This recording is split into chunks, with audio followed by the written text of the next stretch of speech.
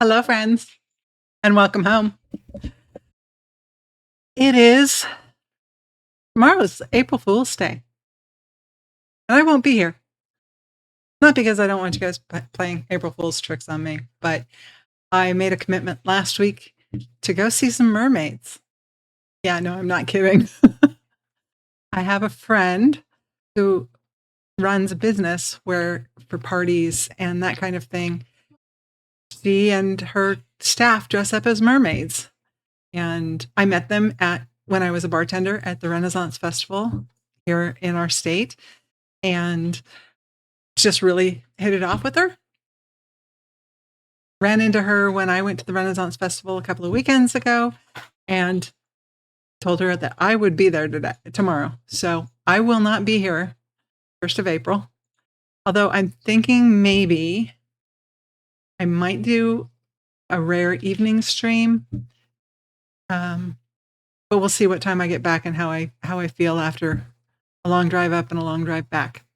So, how are you all? What else is going on in my life? So far, the new mic seems to be working. Haven't heard that anybody has sound issues with it, and I sure hope that I don't have sound issues right now. Don't know. I have to assume that everything is good to go. Hey, Saul, welcome home.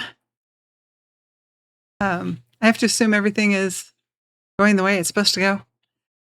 Yep, thumbs up. Thank you. So, yeah, I really don't have anything. Well, that's not true. Guild Wars has not been, our schedules have not been meshing very well. So I'm going to actually not plan to stream Guild Wars when our family plays it. Schedules just have not worked out. It's been 5 weekends, been 10 weekends, but it's been 5 weekends that I was supposed to stream Family Guild Wars. Several that we didn't have the whole family to play. One I canceled because I was going to the run fair, and a couple because somebody was just really late. So I'm just gonna call it done for now. We might come back to it. This weekend should be the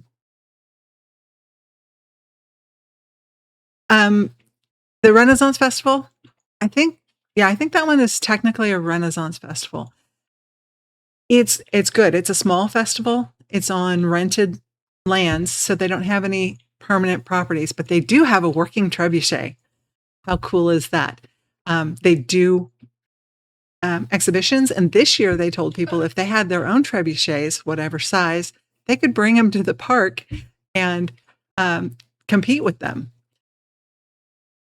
A couple of years ago, they had to rearrange where it was sitting because a couple of years ago, not thinking that they would overshoot their mark, one of the projectiles actually ended up in the pen with the horses for the joust.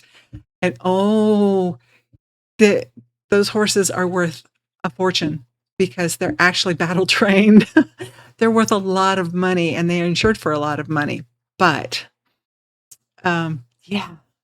No, it was really, really hot that weekend, and we kind of wish we had gone last weekend instead. But, hindsight and all that. This coming week, not this week, but not this weekend. Next weekend, I think. I'm going to have to double check. We have an actual medieval fair that's, it started as a history kind of thing at the local university, one of the local universities. And so they do it out in the field, and they have the Society for Creative Anachronisms, or SCA. They have them there, and they started with, here are these ways that they used to do things, blacksmithing and yarn crafting and making clothing and all kinds of coins and prints, all these wonderful things of how they used to do it before automation. So they started that way. Now it's huge. It's a giant marketplace, but it still is considered a medieval fair. They do still have a cast of characters, but it's that portion of it has diminished quite a bit over even the few years that we have lived here, decade that we've lived here. So that's a little disappointing that the enactment part of that has gone away. But our state Renaissance Festival is big on the immersion. They have buildings, they have a cast that is all about being as authentic as possible. So there's no lighting in the entire village, at least not during Renaissance season, which is coming up, festival season. But the vendors, none of them are allowed to have electric lights in the building. In fact, they're only just now allowing them to have any kind of cooling, and they have to get special permission because the property's not wired for the amount of space that they have if everybody's running an air conditioner. So, and then we're going to miss all of that season because not all of it. We're going to miss a lot of it because we'll be out of the country. But I really, really enjoy it. In fact, I worked for our state Renaissance Festival as a bartender for a couple of years, and it was a lot of fun. I really enjoyed my time there. But, life happens. Life happens. Let's see what else. So tomorrow night here, Thursday will be Red Dead. I've got it scheduled for 12 to 4, and that seems to work out pretty well. I was thinking about doing 12 to 5, but that impacts my family in a more significant way.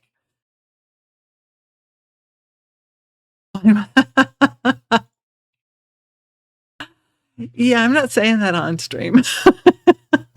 Okay, thank you.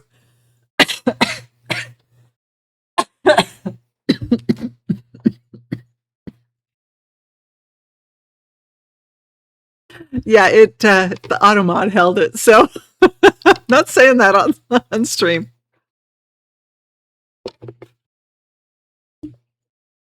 I understood what you meant. Your medieval fair is wine, women, and songs. Yes, we have a lot of performers at the state festival.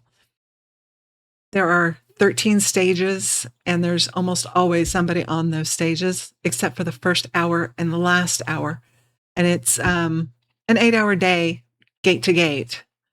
So, or cannon to cannon. Cannons open our gates and close our gates. So cannon to cannon, it's an 8-hour day. For performers, of course, it's longer than that. And when you add in bartending and setting up and tearing down the bar, which can't do until cannon at the evening, has to be set up by half an hour before cannon because of our Friends of Festival. I'm sorry. I should clear chat so that I can't see that statement because it's just got me completely off. But the medieval fair is coming up, and then Renaissance Festival season starts shortly after that. There is one that starts in the next couple of weeks in a nearby state, and I'm kind of looking forward to. I might go to that one. It just kind of depends. I don't know. I would like to, but no, it's fine, Saul. It's just one. You were as laughing at it as I am, so it's okay. I'm not saying that on stream. No, we do. We have a lot of wine, women, and song at ours as well. My wish comes true. What was my wish? I've already moved on.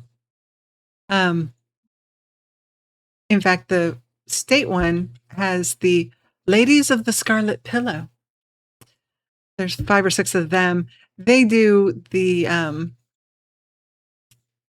wine tastings, the whiskey tasting, there's a specific event every single day, and I can't remember what it's called, but it's there's a bar inside, and then there's also the only place on the property that you're allowed to smoke. So you get a cigar as you go in. I can't remember what it's called. To go to the other one, oh, I almost said it. I may not, just because of cost. I would have to stay for the weekend in a hotel someplace. And with our trip coming up, I'm not sure that it's worth the trip this year. We'll go next year, maybe. We'll see. There was a year that I followed a performing group around to multiple fairs, and I from that I learned that I really can't handle too many weekends away. So I really like the one that I'm talking about. I really, really like that one. It's medium-sized, a large medium-sized fair, as opposed to like Minneapolis or Minnesota, wherever it is in Minnesota, as opposed to that one, which is considered a large fair. And then the largest one in the country is in Texas, the Texas Renaissance Festival. We've been to that.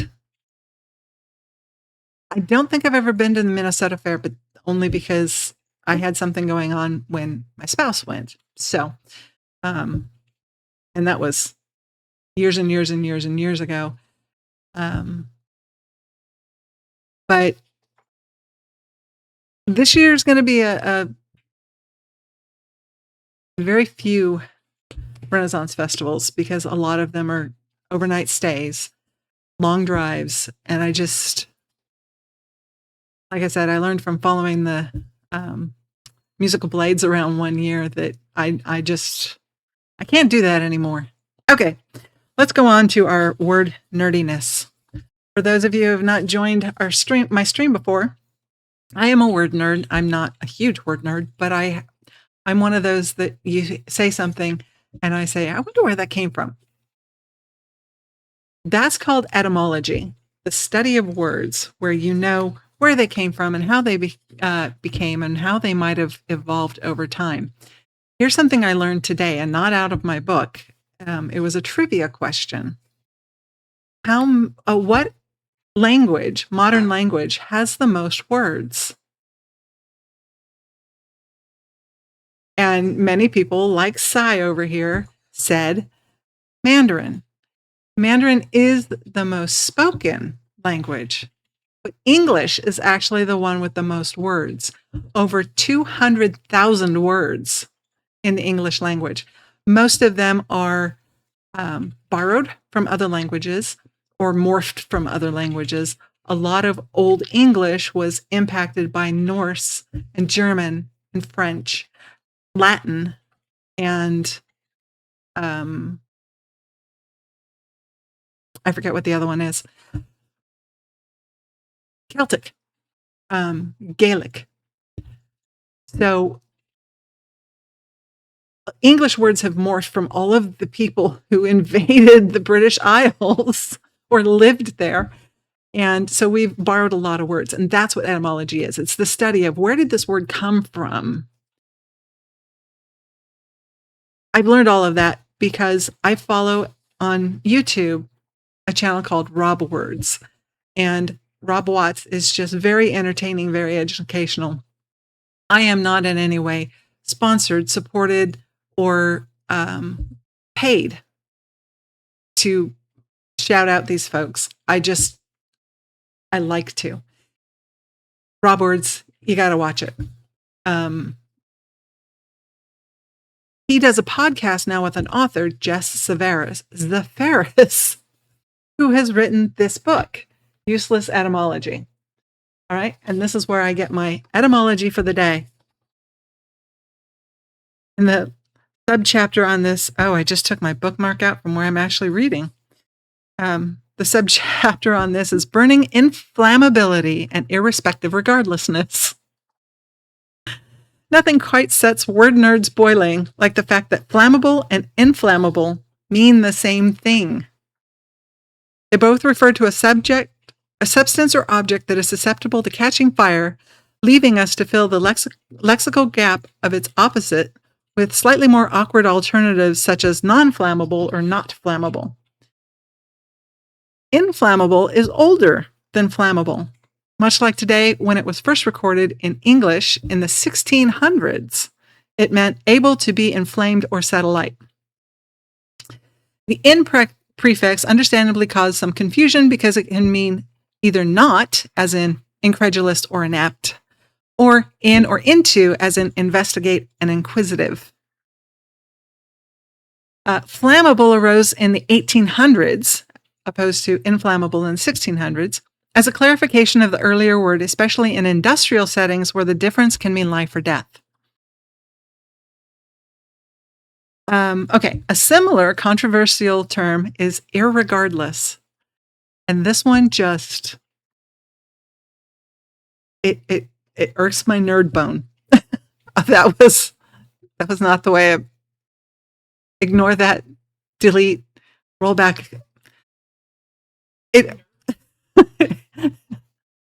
Don't laugh at me, Sai. I'm not clipping it. What doesn't count? The English stole half of what? Clip it. No, Panda. Irregardless just irks me because I grew up, it's regardless. And irregardless means the same thing, but it's not really a word. However, similarly controversial term is irregardless, which is often considered to be incorrect due to its redundancy. After all, regardless means the same thing. However, irregardless has been in use since the 1870s and is found in all major dictionaries as a synonym for regardless. It's likely been absorbed into common parlance as a conflation of regardless and irrespective, but redundancy notwithstanding, it is and has been a word for quite some time. So we joke about the word regardless in our family because it's wrong. It just, when we were growing up, it was not a word as far as any English teacher. Flammable. Yes, we stole English. Yeah. I did flammable and inflammable. Were you not here? You came in late.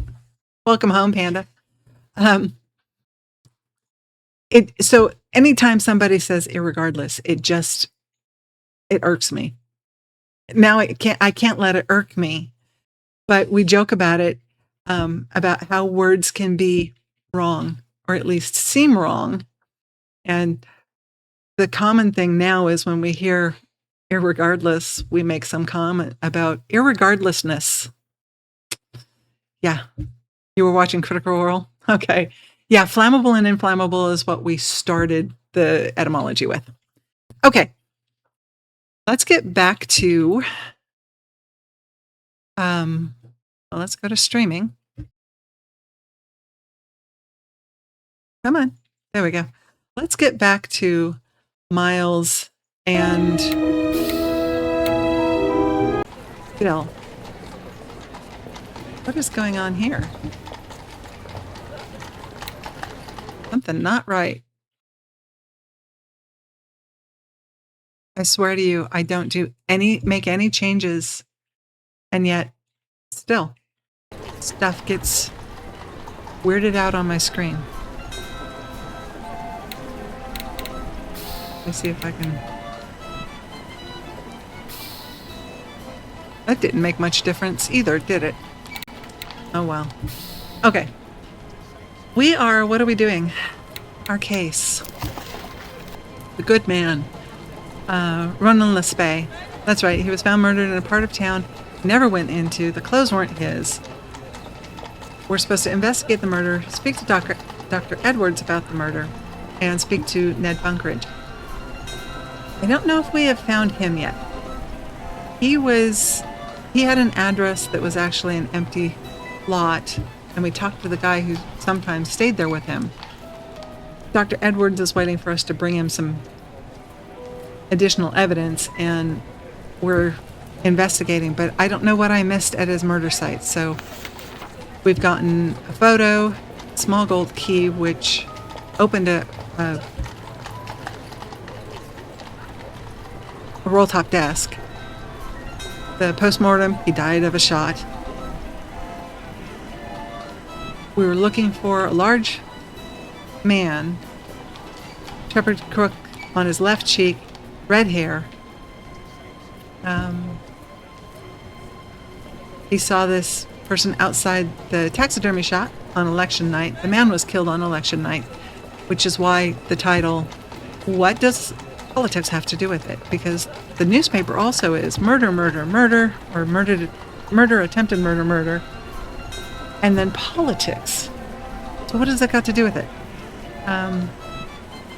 Priscilla, we found out, was a woman associated with him, but I don't think we know anything.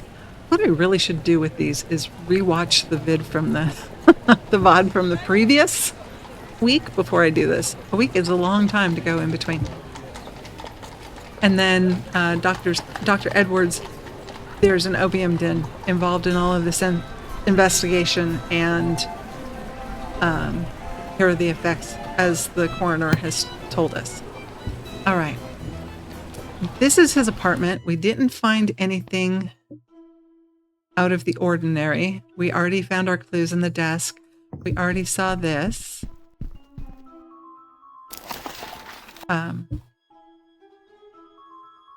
Different stuff about opium use, and then this foreign drink. I'm having to catch myself up, guys. Anti-irregardlessness. Anti-irregardlessness moss.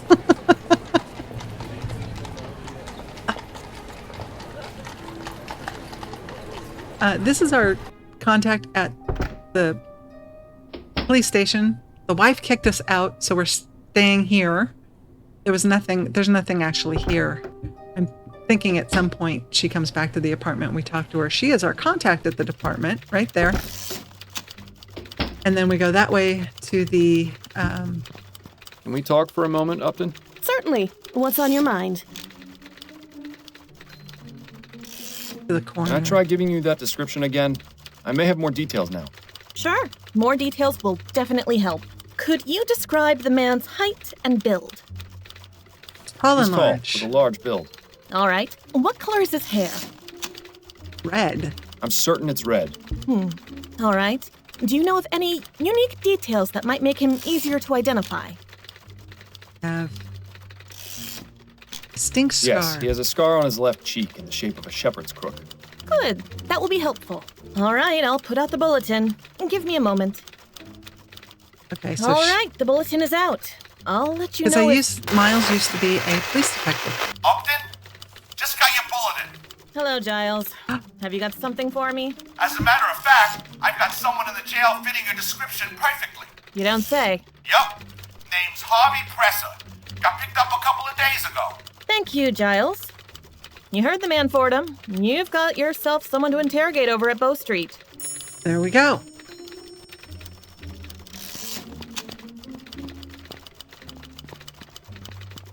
Oh, Miles? Yes, he looks... His wife keeps giving him grief about his hair. I don't think the good Okay. Doctor's done talking to us for now. Like I said, I think he's waiting for some additional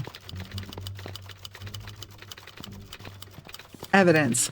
I think he's waiting for us to find the murder weapon so he can prove that the bullet... Okay, let's go to the jail. Oh, look. Fordham, It's a big, you're looking imposing worse than the redheaded man. last time I saw you. We can't all manage to keep looking as good as you, Giles. What brings you back? I'm looking to speak with your prisoner. Presser? I just got off the horn with Upton about him. Seems you're not the only one interested in finding the man. Really? Then I suppose it's lucky I got here first. Suppose so. What was he brought in for, exactly? He's the suspected leader of a cooping gang. Makes me glad I didn't bother to vote. Cooping. All those dirty politics are just a waste of time. And people wonder why nothing in Parliament ever changes. He's watching you like a hawk. Looks liable to toss you in one of his cells if you try any funny business. What's cooping? Harvey Presser, I presume. Who's asking? Miles Fordham. I'm a private investigator. What do you want from me? Just a few minutes of your time. You don't have anywhere to be, do you? Hardy ha. Ask what you want, but I'm not answering anything until I see a lawyer. I hear you were arrested for leading a cooping gang. Is that right? I don't have to tell you a thing. You're not a copper.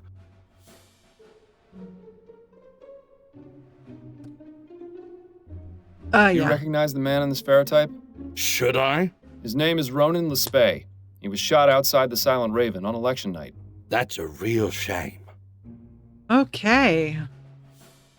Are you saying you know nothing about the murder outside the Silent Raven on election night? Not a thing. I've never even heard of the Silent Raven. Is that right? Because I've spoken to at least 3 people who swore they saw you there that night. Yeah, and you're not police, so that doesn't scare me. You can't do a thing about it. This guy's starting to get on my nerves. There has to be a way to make him talk. That's all the questions I have for now. Good. Leave me in peace. All right. Well then, we gotta go figure out how to make him talk. The man who was killed is this woman's brother. Have you got time for a few more questions, Mrs. Morgan? Yes, of course. Did Ronan know anyone named Priscilla? Priscilla? No, I never heard that name before. Who is she? Just a name that's come up in my investigation. I wonder if Ronan had finally met a young woman. Ronan had not met a young woman. Now you've done it. Those are all the questions I have for now. All right, Mr. Fordham. Ronan had a boyfriend.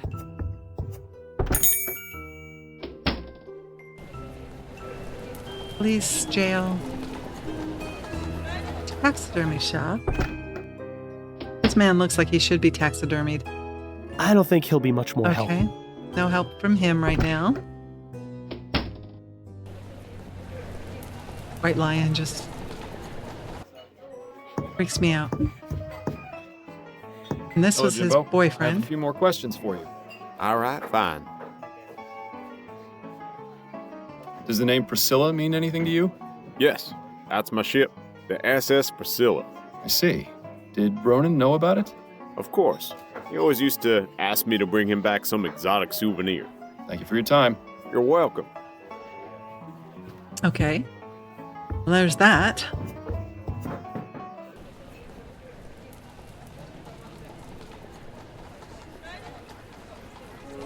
See if the He won't be much Prime more Minister. help right now. nope. Prime Minister's no help. That's where we got the name Priscilla from.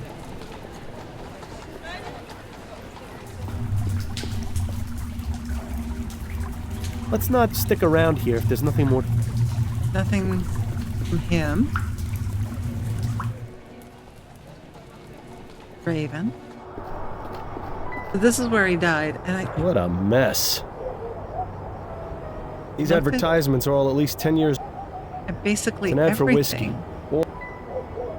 I suppose you could do worse. Your mascot seems to be a raven with a glowing red eye. Is that meant to attract customers or to... Thing here. That's just exit. To think, in an instant, a man's life can be reduced to some scribbles on the filthy pavement. Now's not the time to get poetic, Bill. Now is always the time to be poetic.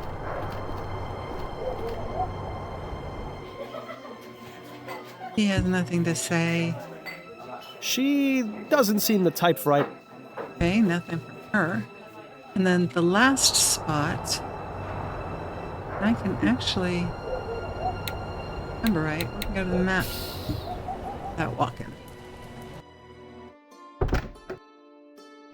She's not going to be much help. Leave him be. Okay.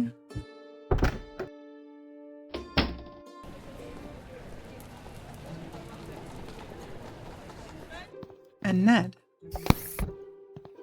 We did talk to Could Ned. I ask you a few more questions, Mr. Bunkeridge? All right, but try not to take too long. Don't want to drop my heart rate too much. And play the mortuary assistant. About your uncle's address? What about it? Why do you want it?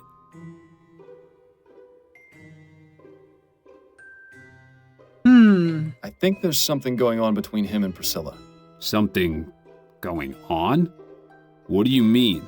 I found a letter addressed to you from her at the cathedral, and the handwriting is different to the letter you have here. He has one of her letters? Why would he? Yeah, I'm not really. sure, which is why I'd like to search his home and find out more. If he's going behind my back, I swear I'll... Calm yourself, Mr. Bunkeridge. If I find anything, you'll be the first to know. All right. Tom lives at 117 Gimlet Terrace in Worcester. Hey, Worcester. practically neighbors. Here, I've got a spare key. Oh, isn't that If you find convenient? anything about him and Priscilla, you'll tell me, won't you? Of course. Thank you, And Mr. I Bunkeridge. remember. Thanks for your time. Not a problem. Ned is engaged to a woman named Priscilla he's never seen or met, except in letters, because I guess their parents decided they were going to get married, and they're okay with it. Nice place. Ooh, a new place Tidy. to look through. Nothing incriminating that I can see. People rarely leave anything incriminating out in the open. It's time to have a look around. Like the... Oh, Puffin's by the way, if you daily don't know, planner. Bill is his The man dead leads an even partner. more boring life than you. Who knew that was even possible? Huh. I was wondering when he was going to show up. Look in the desk. It's empty. An empty desk. So That's Puffin plays at strange. home, too? His poor neighbors. Puffin's music room is a bit lacking in comparison to the one in the painting.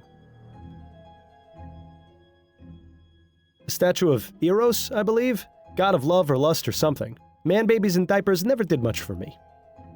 Music books. Clearly Puffin has never touched them. Oh, that's The just look in mean. her eye tells me she's probably hiding something. Worcestershire? Worcestershire sauce? No point wasting time searching Worcestershire. Puffin's bedroom. I have a feeling that if there's something to find, it's here in the sitting room. So, not in the bedroom. The look in her eye tells me she's probably hiding something. Okay, can I move whatever it is she's hiding? No. Music books. Clearly Puffin has never Okay, what touched am I them. missing? We got that, we got that. That's odd. Scratches on the There are floor. some scratches on the floor next to that statue. Okay, move the statue then. How about that? Looks like we found Singing Tom's buried treasure.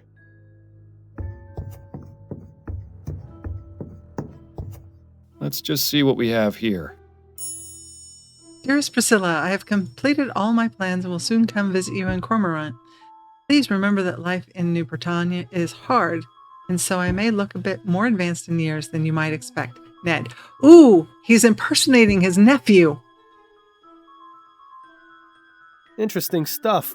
But what about the box itself? Oh boy. It seems Puffin's gun has gone missing. He should really take better care of his things.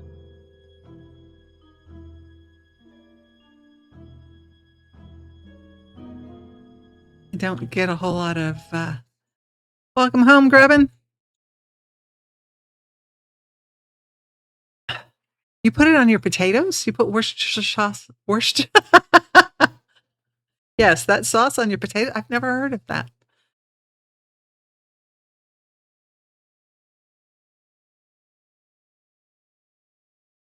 Okay. How's the tooth? Or are you going later?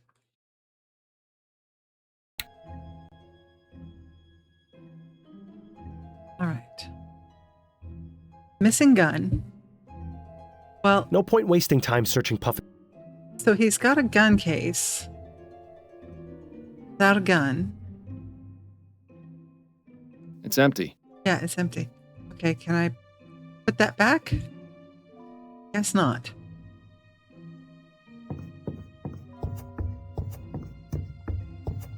Nothing else in there. Too bad.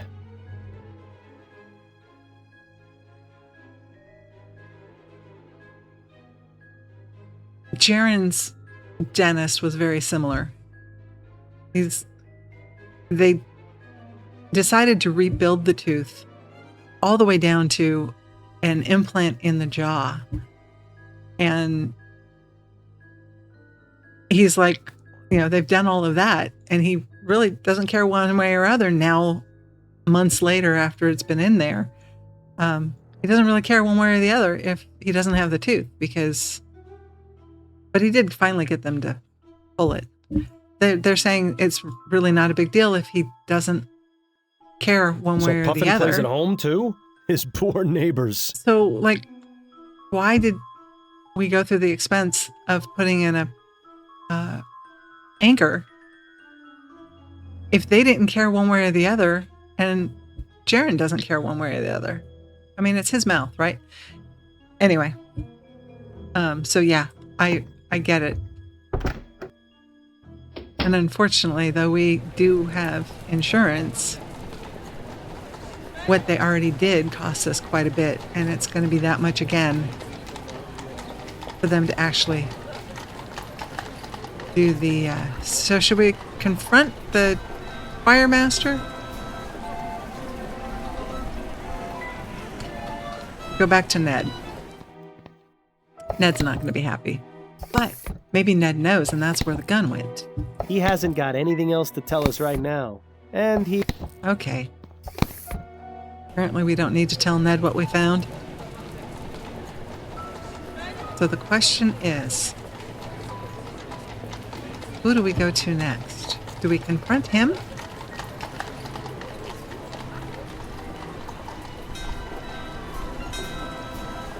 Go back to the police station? I think we're going to confront him. He won't be much more help right now. Okay. I guess we're not going to go to him.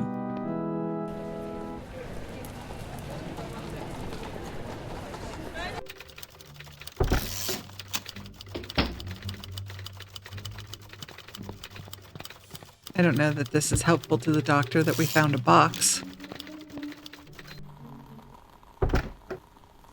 I don't think the good doctor... Nope.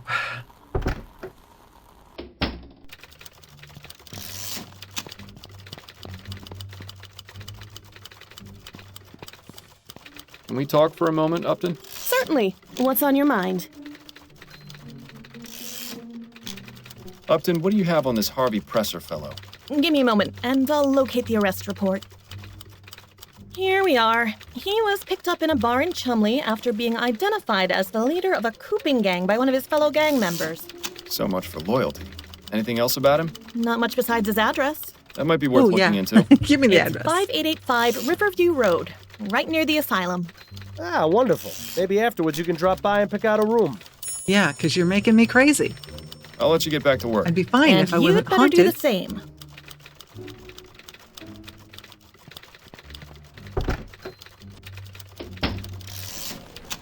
Oh. This one. Just a moment. Wife and kid. He's a vacuum cleaner salesman. Yeah? What do you want? Ooh, she doesn't look like the type to take any guff. Better watch yourself, Miles. I'm a private investigator, and I wanted to ask you a few questions. Private investigator? What is this about? I promise I won't take up much of your time. All right, come in. But try and keep it down. My daughter isn't feeling well, and I don't want her being disturbed. So we'll just do it in this one room.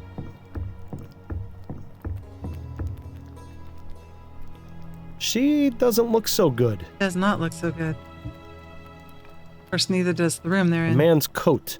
Seems Harvey wasn't expecting to be out for very long. Some of those modern steam cleaners. If they use them in this place, they clearly aren't worth a damn. Sells them, you moron. Seems to be a notice from the bank threatening to foreclose on this place if they're late on their rent payment again. No wonder Harvey's taking a second job. They rent from the bank. It seems peasant soup is on the menu tonight. Mrs. Presser? Yeah, what? Ooh. Grumpy. So what do you do while your husband's away? Hang on there, what are you playing at? I'm a married woman. I merely wanted to know a bit more about you, that's all. I meant no disrespect. Is that your game? Asking innocent ladies about themselves so you can have your way? She doesn't have to worry about Not being banned to the mistaken for couch. innocent, I'm that's for staying with sure. No, Constance you know what? Just Upton. forget I said anything. What does your husband do for a living, Mrs. Presser? Harvey? He's a traveling salesman. Sells steam-powered cleaners like the ones in the corner there. Oh? Doesn't make much money on account of most people being afraid of steam tech these days. But Harvey tries his best to provide for me and little Mary. He's a good man. The job takes him out of town for days at a time, but we get by. And that's all he does? What are you asking? You know something I don't? No, not at all. This woman I was is just curious. ridiculously look, suspicious. Another husband keeping secrets from his wife. There are a copper a dozen around here, it seems. Is your daughter all right? She's just come down with a bit of something. This stew I'm making will put her right again. I've been giving her regular doses of Pink Bladder's Miracle Tonic, too. I'm sure she'll be back to tearing the house down again in a matter of days. Takes Pink after her Bladder's father, that Miracle. one. Are you pleased with the election results? Yeah, I'm glad that no-good high muckamuck Atwood was voted out. Maybe now they can finally get to work on that bridge to Gascone we've been promised for so long. But won't Leroy's opposition to steam tech be bad for your husband's business? Maybe, but Harvey's always managed to land on his feet. If it comes down to it, I'm sure he'll be able to find a new job in no time. I was never too keen on him selling those contraptions anyway. It'll be a relief to get them out of the house. You know a man named Ronan Lespay? Never heard of him. And you've never seen the man in this ferrotype? Nope. And I'm glad I haven't. Looks like a real pushover. I don't have any more questions for you, Mrs. Presser. Good. She's just a very suspicious person. Wait. Oh, darn it. Did I check those pictures? All right.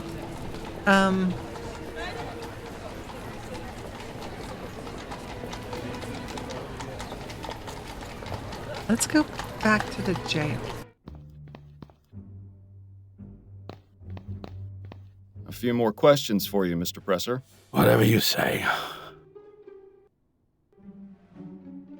I had a little chat with your wife. You have a lovely family. Mildred? How did you... I may not be with the police anymore, but that doesn't mean I can't still get the information I need. You didn't tell her about me being in jail, did you? Don't worry. It was quite obvious your wife has no idea what you're involved in. As a man who values discretion, I thought it best not to shatter her illusions. That's awfully decent of you. Of course, I might change my mind, unless you start to cooperate. I'm I not have very to nice say, either. Miles, you've become a real natural at this tough cop role. All right, fine. I'll talk. Just leave my family out of it. Is this your first time in jail? Yeah, actually. Suppose you think I'm just some criminal scum, born for the gibbet?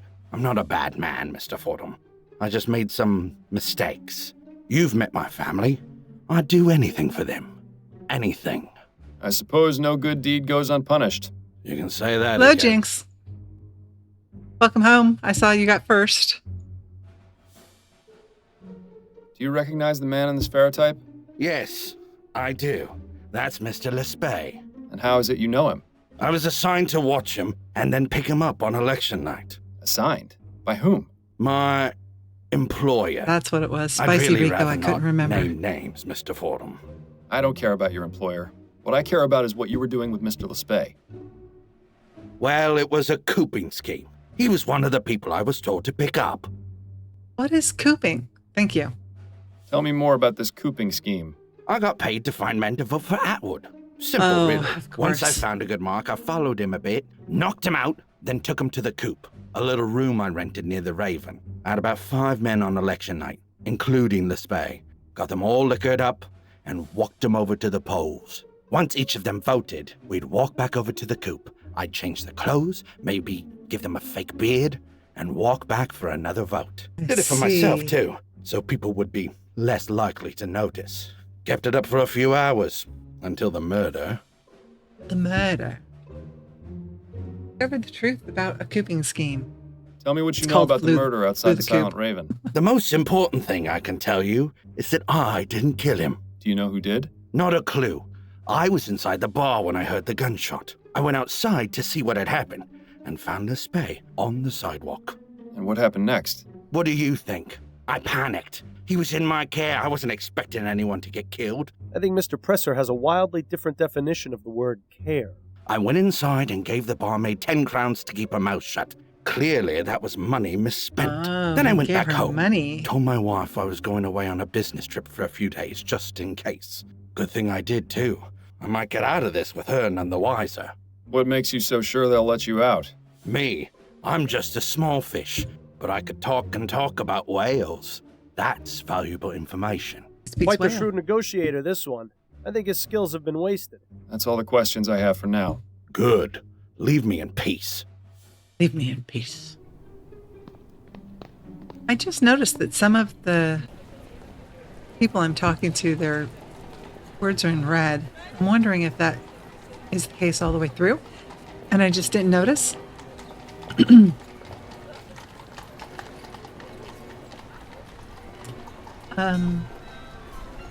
Barmaid.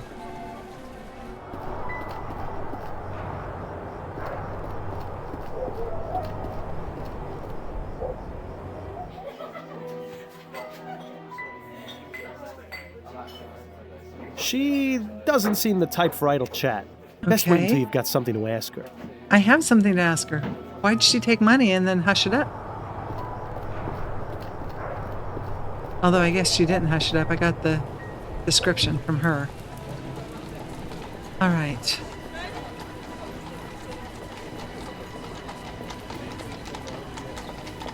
What did I miss in the conversation?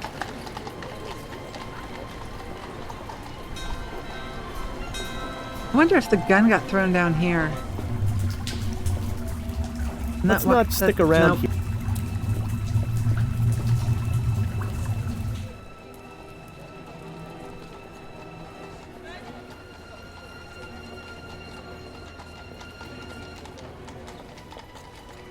I'm stuck. Casebook. Speak to Doc. Investigate his murder site. I did his murder site. Looked at everything.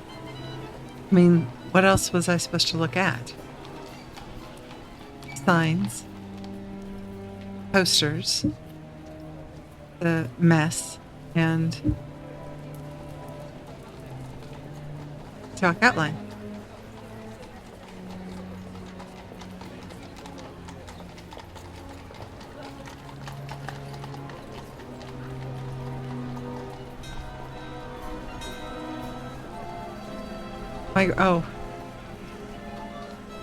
I'm assuming you mean a check migration saw. I can imagine that you're super stressed out. I've been in 2 positions where they were in the process of doing those, and it was so bad that I could not learn what I needed to learn to do the job. It was horrible. So I feel for you. Hopefully it'll be over very soon with less headaches than this organization had.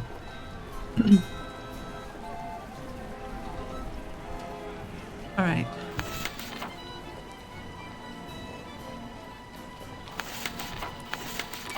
I have no suspects. Letter to Ned. Letter from Priscilla. And then the letter from Ned's uncle.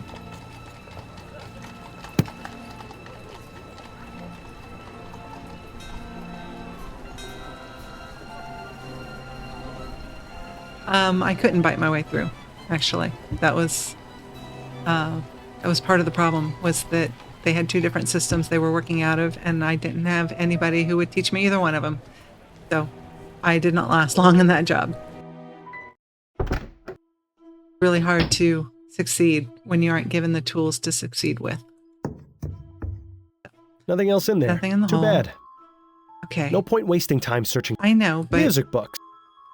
A statue of Eros, I believe. Puffin's music. So Puffin plays. no, I don't need to look there, and I can't back out of him once I click on him. Nothing in there. Book was his diary. Puffin's daily planner. Daily planner. The man leads an even more boring life than you. Who knew that was even possible? But can I look at the planner? Puffin's. No. Huh. I was wondering when he...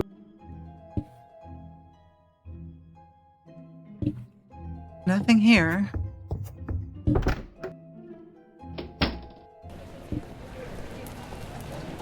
Yeah, keep the backups and save over and over and over again.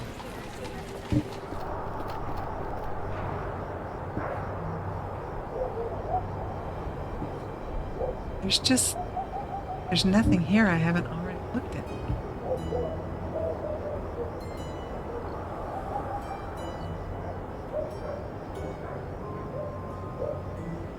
Oh, I guess there is something I haven't looked at.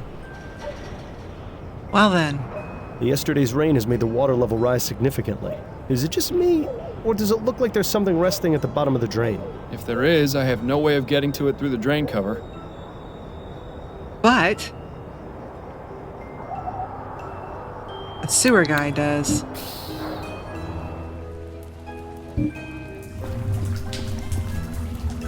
It's the little things that you miss. Let's not stick around here if there's What? nothing more to ask about right now. Another mysterious... You know, if you... Oh, God. The craziest...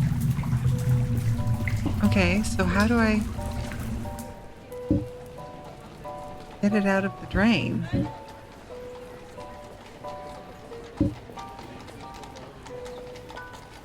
I don't have an inventory.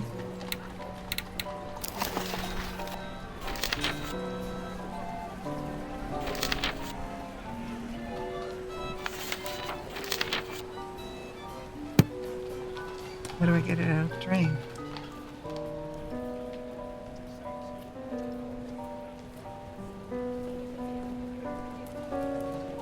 Nothing at the Raven. Oh, unless maybe she knows something about this drain. She... Nope. Darn. No, that I have seen there is not another way in. Unless it's through the opium den. Which I wouldn't put it past them. But, okay, so I think we're done with the wife and kid. Really don't think this is the answer, though. Leave him be. Out. Out.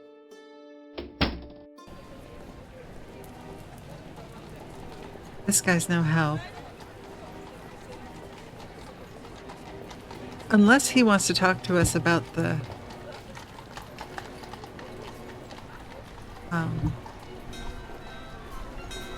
letter, but he didn't after we found the letter, so I'm going to say that's a no-go.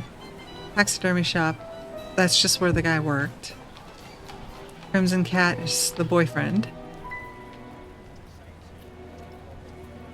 Maybe the guy from the jail knows something? No point asking him. Nope. Alright, let's go here then. Keep up the good work, Upton. I might have some more questions later. I have no doubt you will. But I went this way after we found the box, right? He doesn't have anything to say to us. I don't think... Okay. Sister? Nothing new to ask her. No. I'm running out of clues.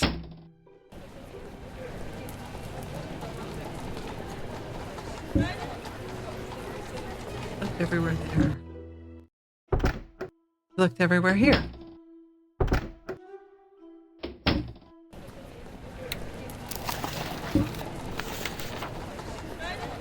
We did investigate.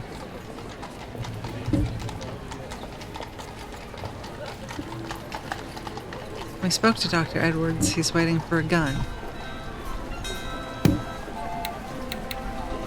Oh, the map is not an option because I'm in the map.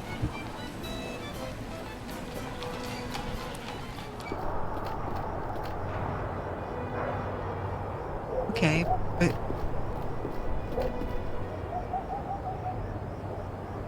Securely fastened, unfortunately for you.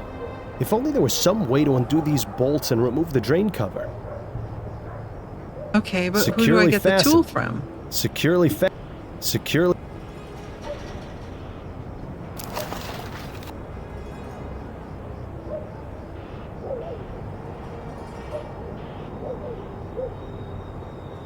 don't have a tool.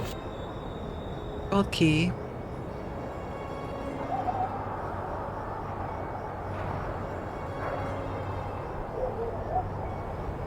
I don't have an inventory, so that makes it really, really hard.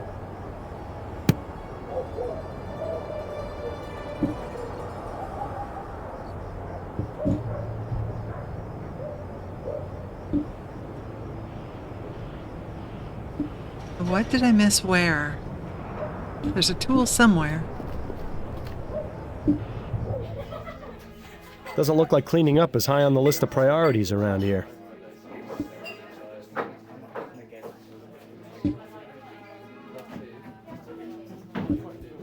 Take the knife.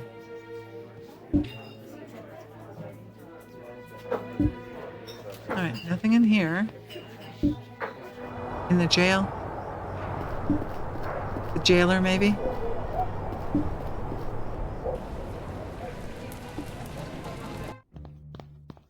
No point asking him. He's watching you like... I bet that's a direct line to the police department. You should make a rude...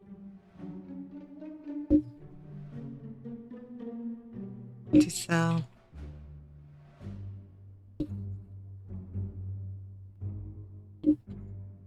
Not much of a view. But...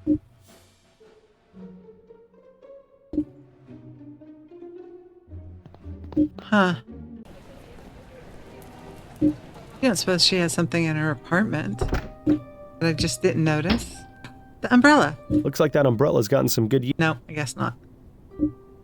And here's the newspaper.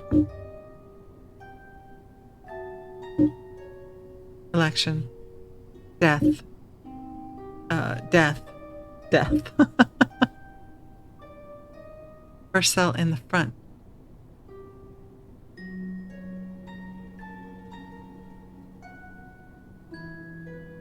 Out of there. Did I miss? Some of these things are so small. You just pass over them not thinking anything of it.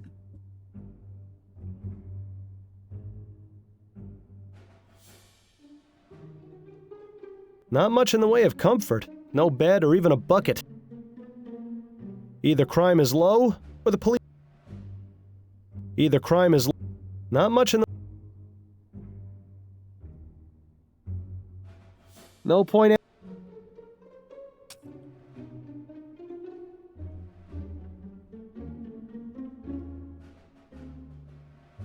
Nothing.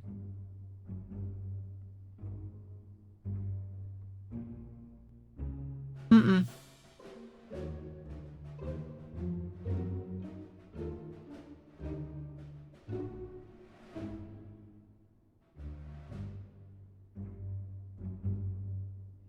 Either crime is... Thinking maybe there was a key, or we could use this, or one of the chains, anything. The little chumpy things that are hanging there. But I did click on those, right? Keep up the good work, Upton. No. I have no doubt.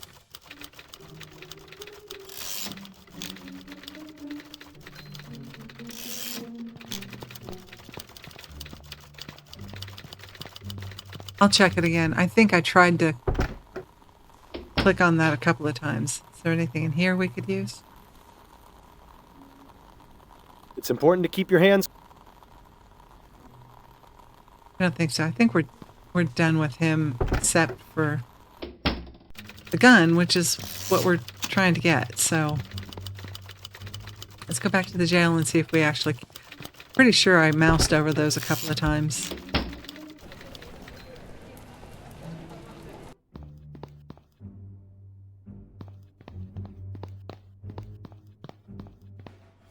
Yeah, it just moves him to cell. That would be perfect, but nothing.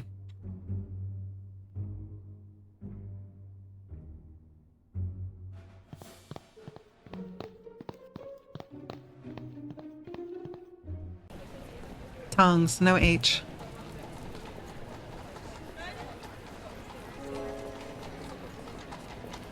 Songs are entirely different things.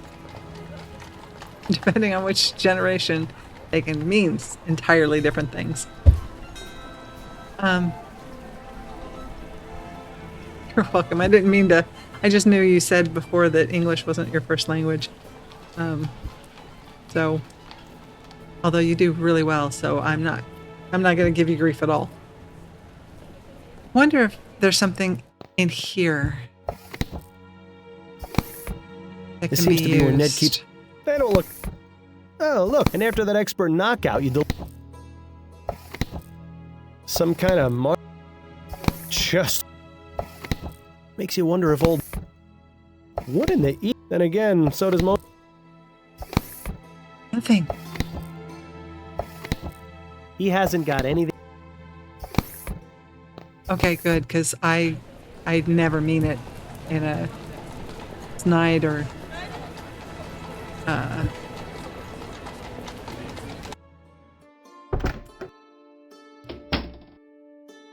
Now I see why they. derogatory Fancy. way. That's the word. Never.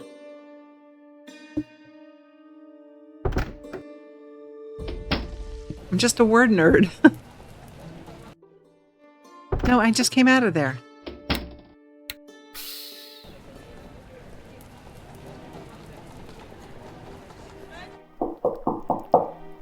Just a moment!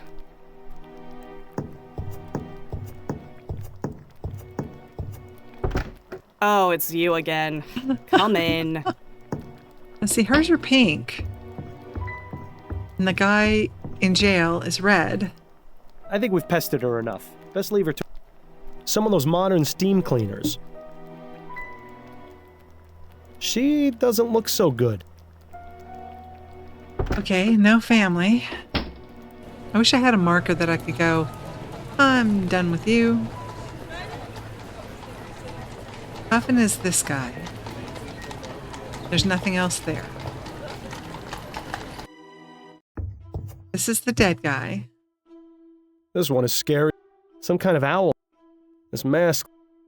Just looking at this I don't think there was anything else in the... empty save for a nice collection of dust. It's empty. letters.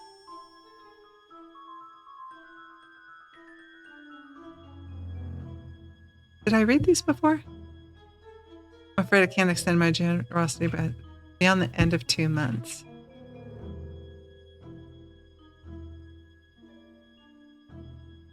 I don't remember. Ooh, this tea. A model of the SS Joondalup. Looks like a merchant vessel to me.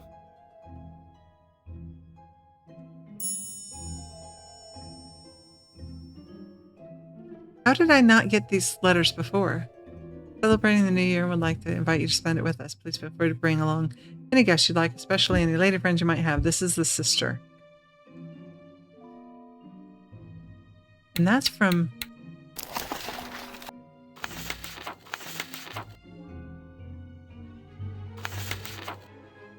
letter from the landlord. Well, the dates aren't on these. This one was from December of 43, and these were from following July and September of 44. June 17th, 1843. Stuffing it was I think I'd rather... March Kangaroo. 11th. Probably best to skip Whoops. this one. Agreed. November 9th, 1843. I have an uneasy feeling of dread today. Last night I had a frightening dream where fire rained from the sky. I'm just going to focus on my work today. June 17th, 1843. Yes. Stuffing it. Okay, we got that. February Just the 24th, three? 1844. Jimbo has been at sea for nearly 2 months. These long periods away are the most difficult. But all the time seems to disappear when I see him again. My solace is that he will return with plenty of tales of adventure. I can hardly wait to hear them. March 11th, 1844. I must have eaten something last night which didn't agree with me because I've had a terrible case of the run. Probably best to skip this one. Okay, Agreed. that was the one that I went through early.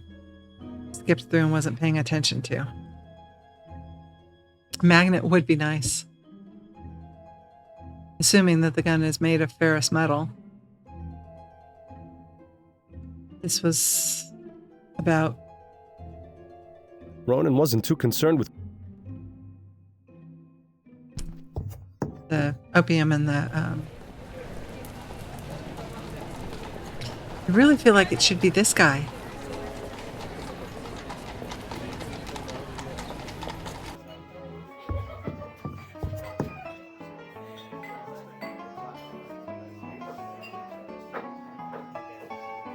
He won't have anything relevant.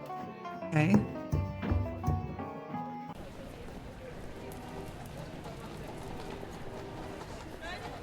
It just. You need to talk to me.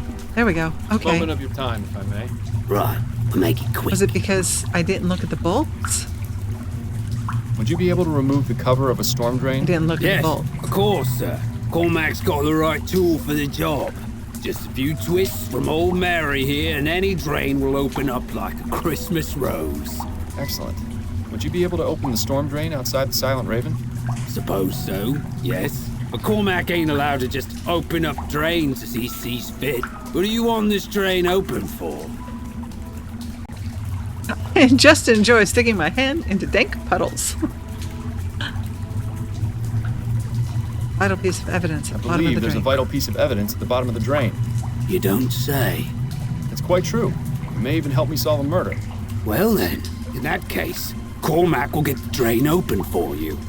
Come on, there's not a moment to lose. Just gotta ask Cormac to This do what it, then? Cormac does. That's the one. Right, won't be a moment.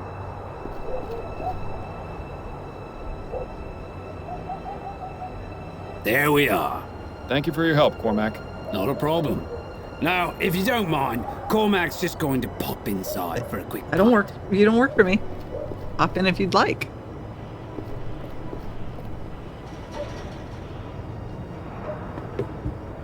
Detective work is a dirty job, but someone has to do it. Don't forget to roll up your sleeve. I really hope there's something down there. There's something down there. The gun. This is almost as bad as the time I had to search for that stolen necklace in a pile of horse manure. I'm really glad I didn't draw the short straw in that case. There we go. Well, how about that? Wish the police had found this so I wouldn't have to carry it around. Anything else in Nothing there? else down there but dirt. All right. Now we need to go talk to the coroner. He wants to see the gun.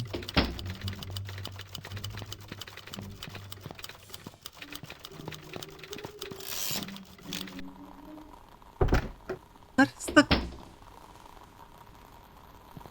fire guy Pardon me, have Edwards. to do with Yes? shoot the wrong person? Well, thank you much. I think you're pretty great too. I found this pistol at the scene of the Lespay crime. Could you take a look and see if it was used to murder him? It's all slimy. Where was it? Sitting at the bottom of a storm drain. Oh, I suppose that's not as exciting as finding it inside someone's intestines. Did I ever tell you about that post-mortem, by the way? No, I certainly don't want to hear That's about strange. it now. How long will it take you to analyze that pistol? I should have something conclusive within the hour, if you don't mind waiting. I don't No, mind. it'll give me some time to gather my thoughts. Right. I've concluded my analysis, and this gun was definitely used to shoot Mr. Lespay. The bullet I removed from his body is a perfect match. Thank you, Edwards. That is extremely helpful. There's one more thing. I cleaned off some of the muck and found the initials JB etched into the handle. Interesting. My expertise with guns is purely forensic, so I can't determine if this is the gun's maker or the initials of its owner. That's going to have to be your job. Thank you, Edwards. be your- Help is always appreciated. JB. Wasn't the name on Puffin's gun case Jenkins and Bowen? That's quite a coincidence, wouldn't you say? I'll be going now, Edwards. Yes, Take but care, Fordham.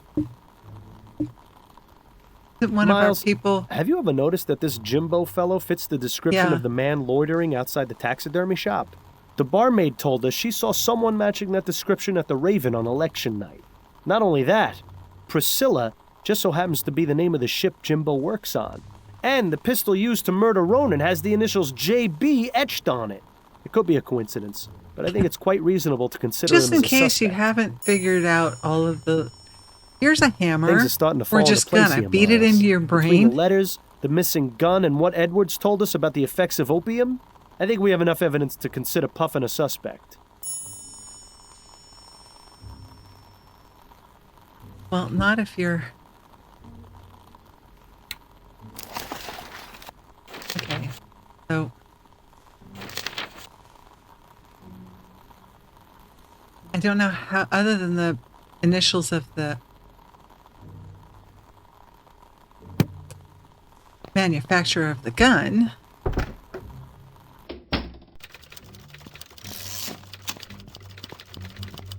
what could the boyfriend have been jealous about? Or could it...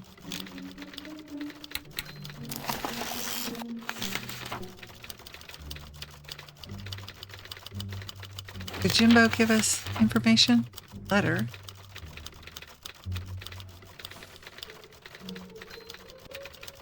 No, Jimbo's happy.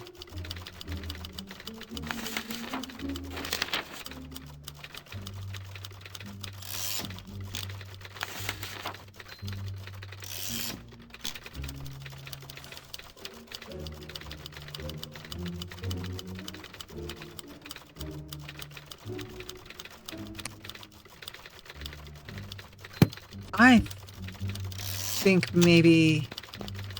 Keep up the good work, Upton. I might have some more questions later.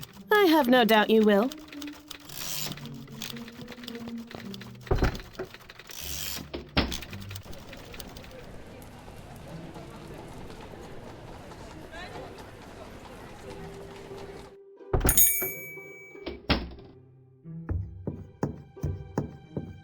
I think You got maybe it time was for a few more mistaken questions, Mrs. identity. Morgan? Yes, of course. Uncle thought he was shooting Ned. I've completed my investigation of your brother's murder, Mrs. Morgan. You have? Oh, that's such a relief to hear. Who killed him?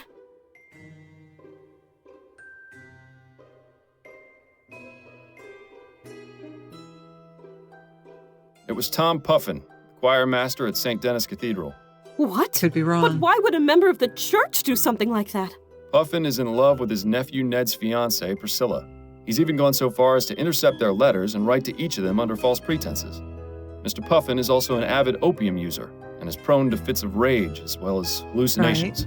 The evening of the murder, Puffin was at the Silent Raven, and in his opium-induced fog mistook your brother for Ned. He had his pistol on him, and his rage and jealousy got the better of him. Poor Ronan was simply in the wrong place at the wrong time. And what about the clothes he was wearing? Or why he was in Chumley in the first place? I'm afraid your brother fell victim to a cooping gang. They dragged him to Chumley and forced him to vote multiple times. He was wearing someone else's clothes as part of a disguise. My poor brother. So what happens now? Now, We let I'll the inform Miss redhead Upton out of of my jail. findings, and she'll send an officer along to arrest Puffin. From there, justice will be served accordingly. I see. Thank you for your help, Mr. Fordham. Mistaken identity. Accused Tom Puffin of murdering Ron Lespay. Tom Puffin? Yes, may I help you, officer? You're under arrest for the murder of Ronan Lespay. What? Oh, God.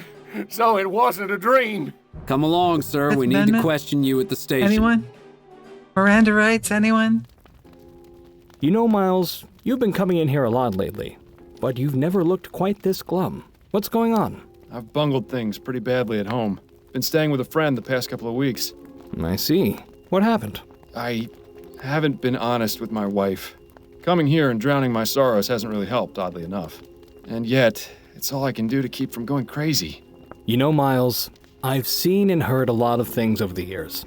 Some of the stories would turn your hair white. But through it all, Yeah, don't drink. I've come to learn Better one than thing. the opium, though. It's usually not too late to make things better, but only if you let yourself try.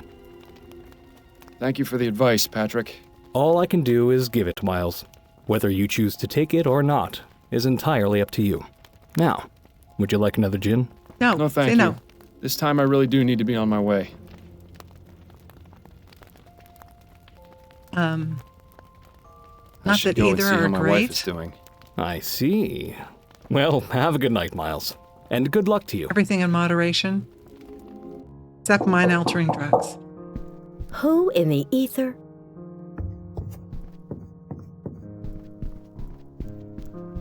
Of course, perspective on this Miles? is just This is screwy. a surprise.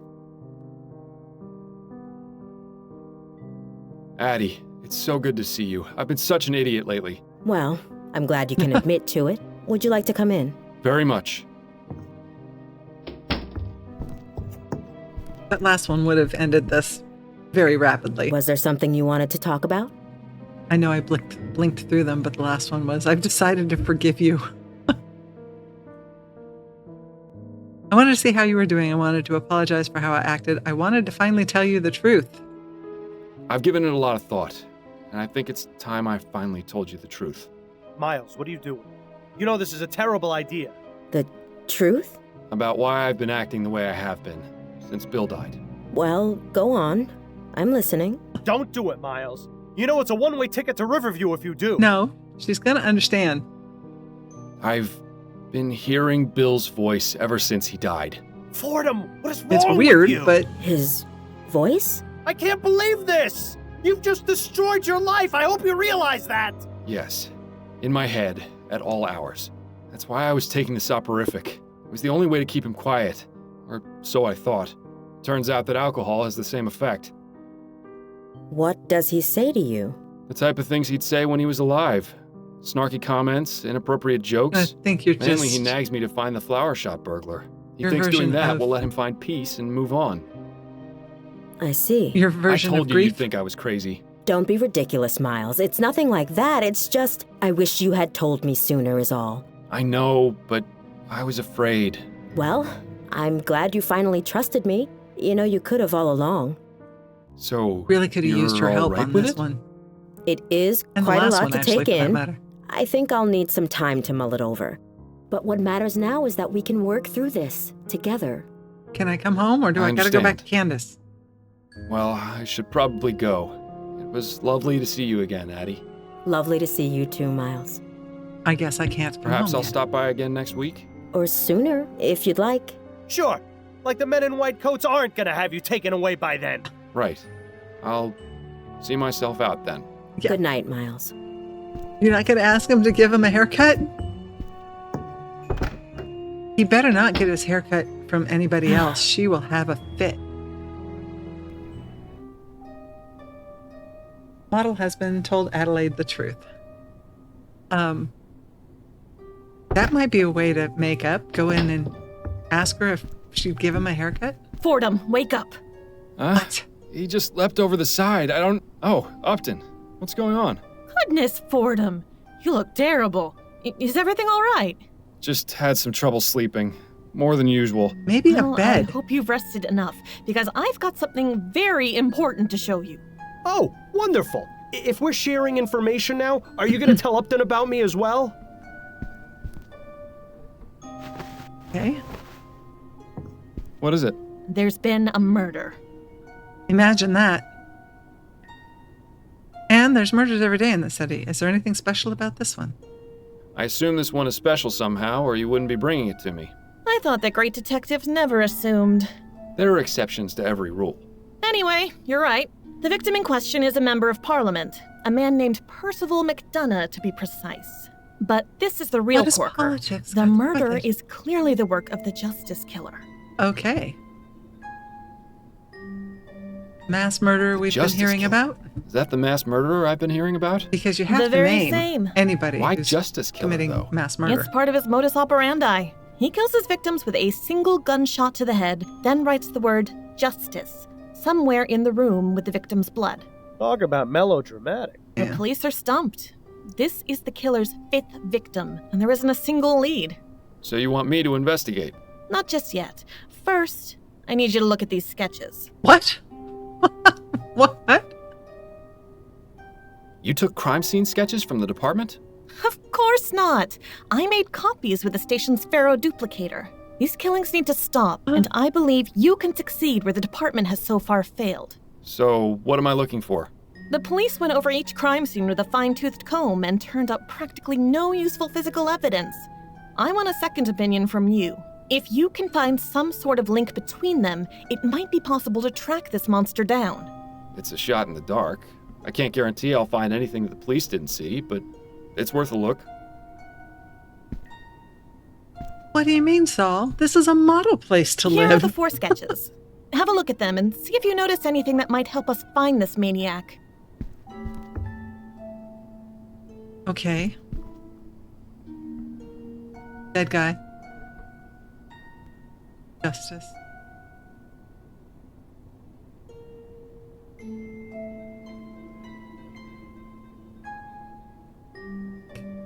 Keys or something. Something in the trash. Whoever drew this was a hack. That looks more like a piece of toast than a flower.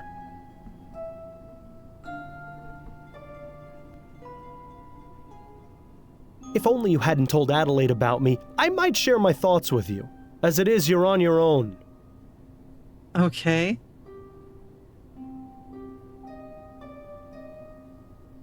What's the point? It's not like you're actually going to be able to investigate this case. All right.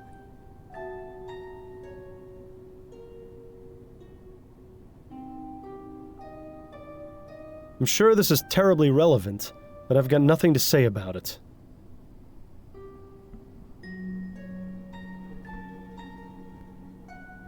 Is this guy laid out like he's crucified?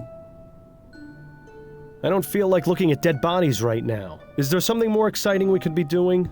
Here's that flower again. Oh, were you hoping for some witty insight? Shame, because you're not getting any. In other words, Bill is done helping us.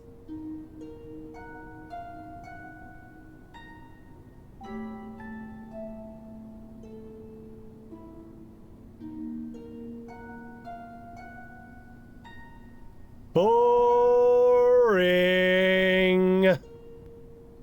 Were there other pictures? There's that flower again.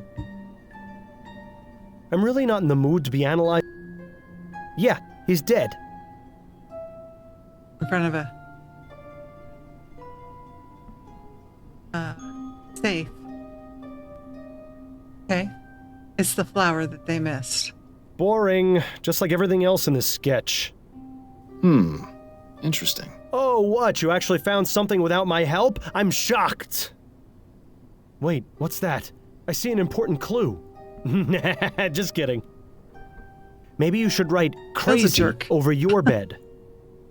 Bill's a jerk. All right. Upton? What is it, Fordham?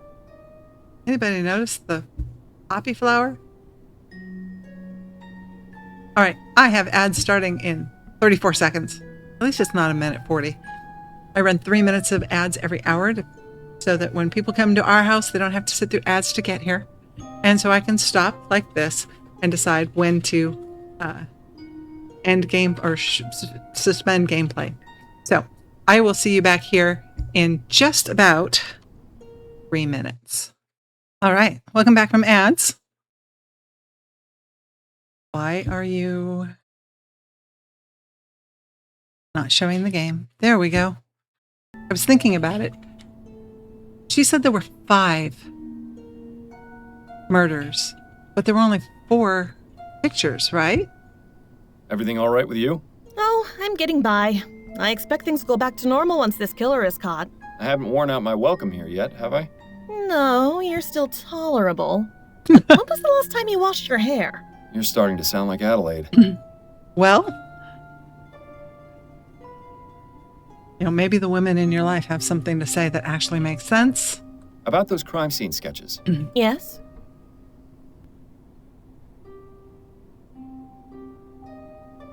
How in the ether were you able to get these sketches out from the department? I told you, they're just duplicates. Snelling installed one of those fancy new Pharaoh duplicators a few months ago. They let you copy any document. Trust me, nobody even noticed that I took the sketches from evidence. I know how to cover my tracks.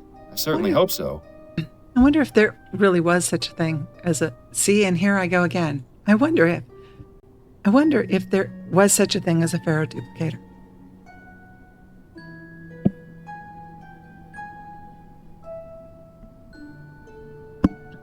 I mean, this is 1844, so I'm sure they had things like carbon copies, but no, I shouldn't say sure.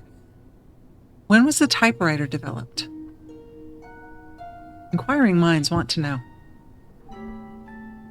I think I found a connection. I knew you would. What is it? There's a single flower at each crime scene. They look deliberately placed. There is? Let me have a look. You're right. One lily at each scene. Wait, what did you say? These flowers, they're lilies. Easter lilies, I think. I don't believe it. Upton, this is incredible. This is the lead I've been searching for. What? You mean for another case? The flower shop burglar. Right. He was stealing Easter lilies. That's right. And I distinctly remember him saying something about his desire to uphold justice. At the time, I thought it was just the rambling of a lunatic, but now it seems so obvious. So the flower shop burglar is the justice killer? It seems too much of a coincidence otherwise. Well, then that's wonderful. You can kill 2 birds with 1 stone. Excellent work, Fordham. Metaphorically. I knew you could do it. What exactly are the details regarding this justice killer? The killings began a few months ago, and so far he's claimed 5 victims. The department wanted to keep this information out of the public eye to prevent a panic, but word has gotten out. On the bright side, it makes your involvement in the case much less suspicious. What can you tell me about the previous victims? 4 men from Chumley: Hannibal Kirkland, Reggie Willingham, Ennis Bowditch, and Burley Cause. No known connection between any of them aside from the borough they lived in. I have copies of the police reports from each of the crime scenes. Go ahead and take them. Thank you, Upton.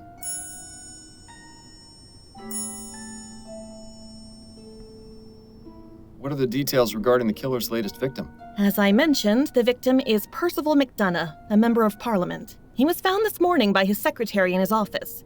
I expect the official investigation is still underway. So the killer managed to get into the Houses of Parliament. No easy feat. You can say that again. It's the killer's first high-profile victim. It means he's getting bolder. I suppose I'll have to drop by and see for myself. I should get back to it. Not a bad idea. Okay. Right. I think I have enough information to get started. I think I'll begin with... Odd. I wasn't expecting company. Chief Snelling? Uh-oh. Upton, we need to talk.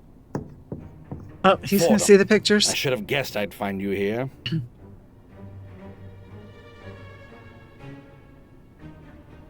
Ah, Chief Snelling. What a pleasant surprise. I'm equally pleased to see you, Fordham. Although, having you here does save me a bit of trouble. Trouble? Gonna arrest him? Those are some rather interesting decorations. Would either of you care to explain how they got here? And once again, the jig is up. I hope you can talk your way out of this one, too.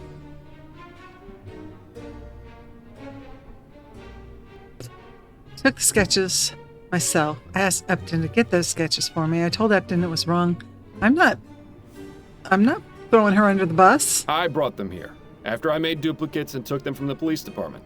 Nice try, Fordham, but I know for a fact that isn't true. The ferroduplicator makes a report of every employee who uses it, as well as what was copied. A rather useful feature for instances such as these. Wouldn't you agree? Yikes. These gadgets are going to be the undoing of us all. In any case, I did some digging and discovered some intriguing information. Upton, why have you been passing on classified police information to Mr. Fordham? Because he's the best detective you ever had on the force, and you know it. Is that right? Personally, I don't consider getting your partner killed the mark of a great detective. But what's done is done. Constance Upton, your employment with the New Britannia Police Department is hereby terminated. But I should add that it's only because of your 25 years of 25 dedicated years service that I'm not pressing charges against you. But as for you, Fordham, I have enough evidence to place you under arrest for obstruction of justice and interfering with police investigations. Do you have anything to say in your defense? Didn't before obstruct I take justice. You in for questioning?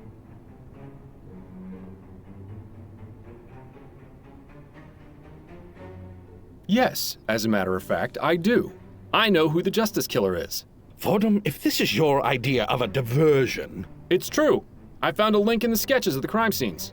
All right, let's hear it then. What do you think you found? I'll tell you if you promise to let me take the case. Out of the question, Fordham. This is a police matter. And the police haven't made progress in months. Fordham figured it out in a matter of minutes. Admit it, Snelling. Fordham is your best shot at finding the killer. Are you gonna let your personal differences put the people of this city in danger? Fine. I'll let you continue to operate as an assistant in this case, if you have actually found something of value. Now, what is this link? Should have He asked leaves for a Upton to single be Easter reinstated. lily at each crime scene. The same type of flowers the burglar and the chum was stealing. I see. A tenuous link, but plausible. I'll give you until tomorrow afternoon. If you haven't come up with anything, I'm throwing you in jail. Sounds fair to me. And don't get any clever ideas about leaving town, either. Come now, would I do something like that? Fordham, it seems there's no telling what you might do. I'm probably a fool for not clapping you in irons right here and now. When you have something to report, come find me in my office. Don't make me regret this. Make me regret this. Well, that went better than I expected. Except you're still fired. I didn't have a chance to get him to change his mind. We'll worry about that after you catch the killer. In the meantime, I could use a drink. I'll see you later, Fordham. Drink, or more coffee? Well, better get to work then. The clock is ticking. Was there something in the hoses?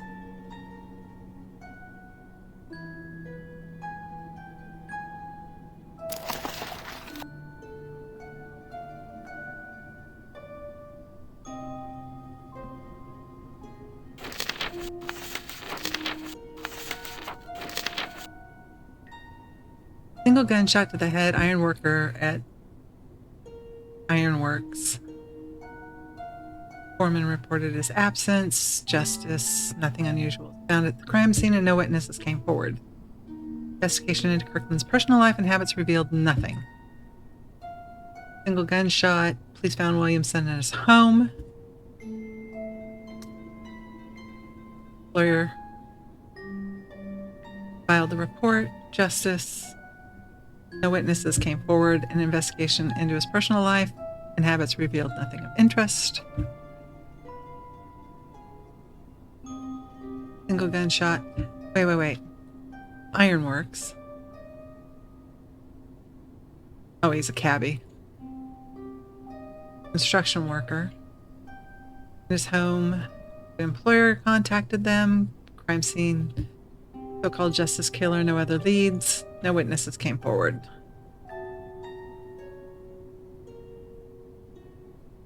Single gunshot. Lamplighter. In his home. Justice. No other clues or leads. No suspects. No clues. Find the justice killer. That's helpful. As a what to do. Yes, we're gonna go see the offices. This guy was laid out. This guy was curled up in a ball. Central Empty Bridge construction site. Ironworks. They're even from different parts of the city. All right, let's go look at the crime scene first. Fordham, what brings you to this delightful Justice on the spectacle? floor. Hello, Edwards. I'm investigating the justice killer. I believe I've got a very promising lead. I heard an officer mention new orders from Snelling, but I thought he was just pulling my leg. Feel free to have a look around. I'm just writing up the notes from my initial examination of the body, so I'll be happy to share my findings. Good. I'll just get started then. Looks pretty fresh. I wonder what the killer uses to write with. There's a question. Don't go through a man's drawers. Nothing but a bunch of boring documents. You'd think he could have at least been considerate enough to keep something scandalous in here. These appear to be books on cryptography. I suppose everyone needs a hobby. Cryptography? History books and political theory. I might die of boredom. Again. Leave it to a politician to hang a portrait of himself in his own office. Calendar?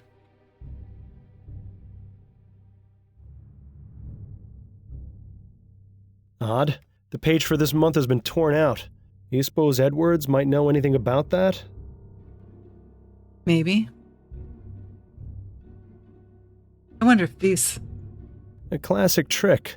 Let's see if it works. Oh, okay, fine. I had no idea what.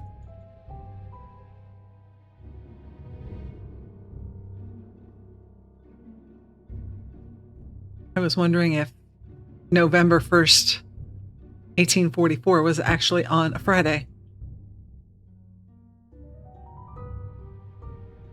Or I guess it could be Saturday, depending on what your calendar day starts. Ruby at 8 p.m. Ed Shockley, or T. Shockley. Shackley? At 10 p.m.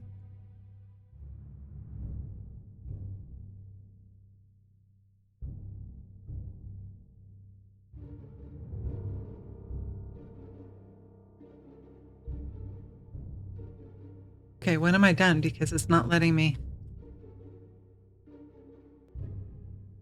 go out.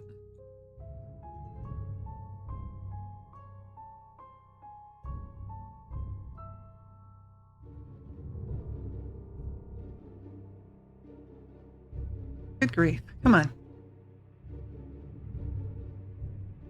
Let me out, let me out.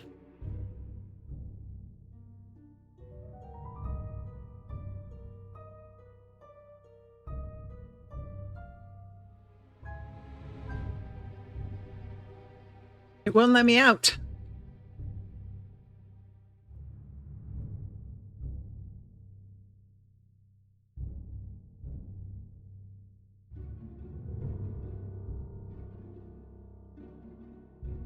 Oh no.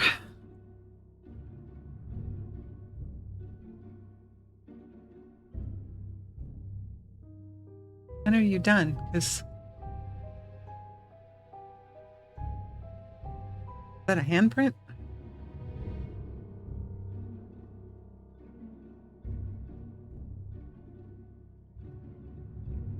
But I don't have these dark enough? There we go. Intriguing. We'll need to find out who this Ruby is. I need to find out who T. Shackley is, too. You're still not letting me out. Aha! McDonough met with this person the night of the murder. I'll bet 500 crowns it's a false name, but at least it's something. It seems the killer didn't want anyone to know about this meeting with McDonough, and possibly not with Ruby either. It seems the killer didn't... Yep. Okay, now you'll let me out. There we go. Okay. The former Percival McDonough, being a good politician. Oh.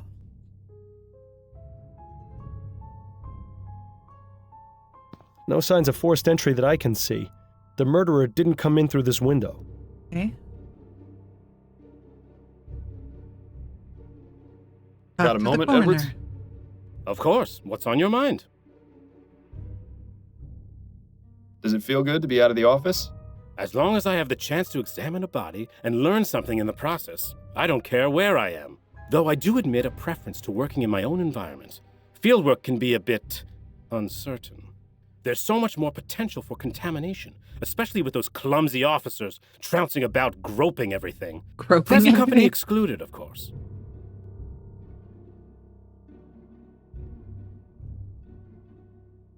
So, what was found at the crime scene? A dead body. Edwards. That's helpful. Just trying to lighten the mood a bit. Anyway, there was also the word justice written in blood, as you can see on the floor there. Is that all? What more do you need? All the pieces are in place. This is the work of the justice killer. Is it, though? What did your examination of the body turn up? Apparent cause of death was a single gunshot to the head, exactly like all the other victims. The bullet is still lodged in his brain. I'll remove it once I transport the body back to the mortuary. Anything else? No personal effects of note, just a folded-up piece of paper in his breast pocket. Okay. It's blank, so the police weren't interested. I assume you aren't either. Never assume, Edwards. I'll take it if you don't mind. Be my guest. Got to finish the conversation. Okay. Did the police manage to learn anything during their investigation? Not much beyond what I've already told you. No Lily. I think they were planning on speaking to the victim's wife, though. Did you get the address? I did, as a matter of fact. 1820 Kent Place. Now we get to deal with the grieving widow. Hopefully the officers who delivered the news got the worst of it.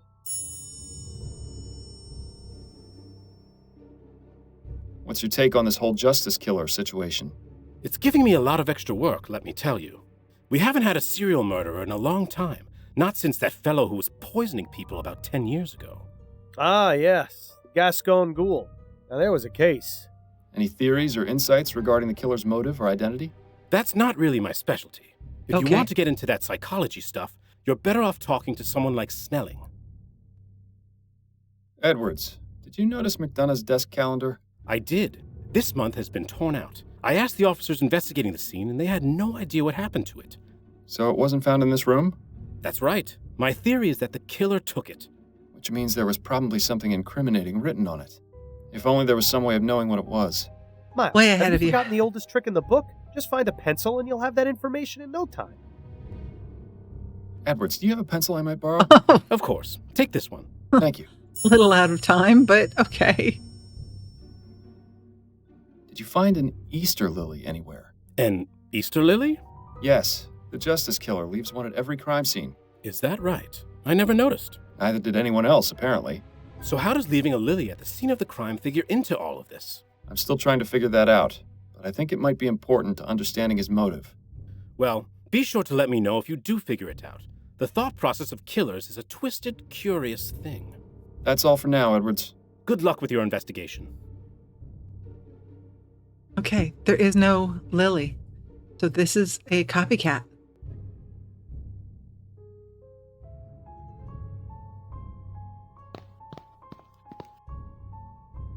The former Percival. There's no Lily.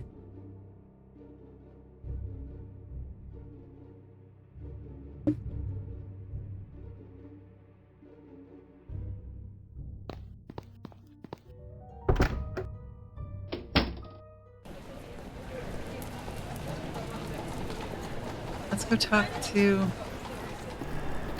It may be too early talking to these guys, but can't hurt to try. Excuse me, sir. Are you in charge here? Unfortunately. Who are you? This area isn't open to the public. I'm Miles Fordham, and I'm a private investigator looking into the murder of one of your workers. A private investigator, eh? Then maybe you can help me out. I'll do what I can, but I'll need to ask you some questions, Mr. Mims. Sanford Mims. Go ahead, but make it snappy. Make it snappy. How long have you been the foreman here? Sometimes I think it's been too long. Things were so much easier before we got these machines. They keep saying they're supposed to improve our lives, but they've been nothing but trouble. I've already had 5 of my best men get mangled by some of them. And then there's these damn fools blowing things up. Blowing my things hair up? wasn't this gray 5 years ago, you know. I swear, one of these days, I'm just going to pack it all up and retire. Let someone else deal with these damn things. What happened to your iron mill? What's it look like? The damn thing went and got blown up. Was it in disrepair? Of course not. All my machinery is sound, checked and serviced regularly. This is the work of those goddamn Redites. I'm sure of it. What makes you certain the explosion was the Redites doing? Take a look, boy. The whole mill got taken out. Even if this had been a mechanical failure, which it wasn't, the explosion would have been contained to a single part of the machine. This couldn't have been anything other than sabotage. Have you had problems with the Redites before? They've sent anonymous letters, but this is the first time they've actually carried out one of their threats. You're absolutely sure this was sabotage, then? Yes. How many times have I got to tell you that? One more. Listen, you said you were an investigator, right? So find out who did this to my machine. If you do, I'll help you out with whatever else you wanted to ask me about. Looks like we haven't got much of a choice. He seems pretty upset about his machine. I'll see what I can do. Should have asked the other questions first. Oh, it gave me a chance. What can you Okay. tell me about Hannibal Kirkland? A former employee here? Listen, I've got a lot on my mind Okay, I right guess now. not. I understand, but it's important to my investigation that you tell me what you know about him. I'm sure it is, but as you can see, I've got a lot to deal with right now. I'll be going now. Be careful on your way out. Come back.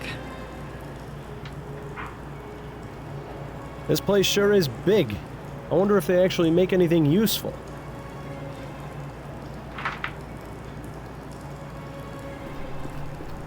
Completely ruined. Whoever sabotaged this knew what they were doing. Somebody who worked here.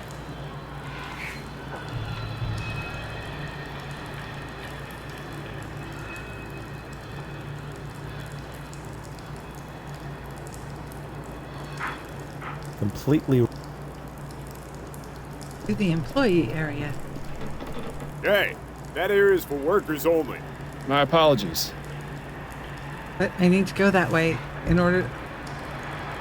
This place sure is.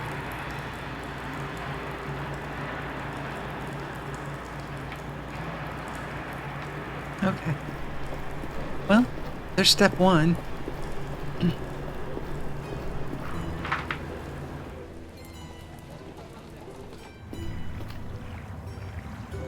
Safe for only 25 minutes at once. Do not walk close together, nor run, jump, or trot. People normally trot? Wait a minute. They're kind of close together. Although there's only 4 of them. Excuse me. Hey, what are you doing here? This is a construction area. I'm Miles Fordham, a private investigator. I'm looking into the murder of a man who used to work here. Who? Bowditch? That's right. I got nothing to say about him, and neither do the rest of the boys. I've only got a few questions. If you could just... I've got nothing to say to you. You want to know more about Bowditch? Go talk to his little woman. Where can I find her? Ruin Coffee House. She's the serving girl. Now get out of here. If something falls on you, I'm not gonna take responsibility. Short and to the point. I can respect that, even if it's extremely unhelpful. Got a clue out of it? What do you mean unhelpful?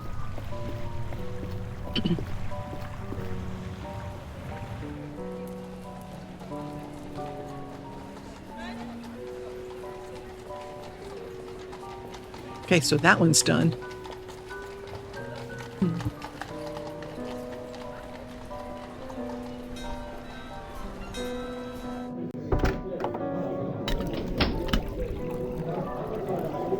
Asleep at a coffee house.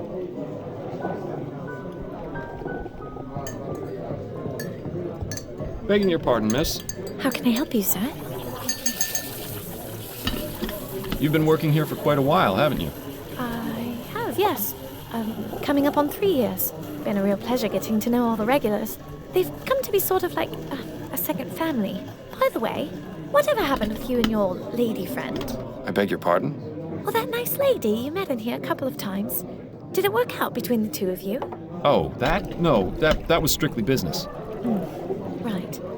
Well, if you see her, tell her I said hello. I understand you were involved with Ennis Bowditch. Was involved, yes. I haven't spoken to him in nearly 2 months. Oh, were you not aware of his death then? What?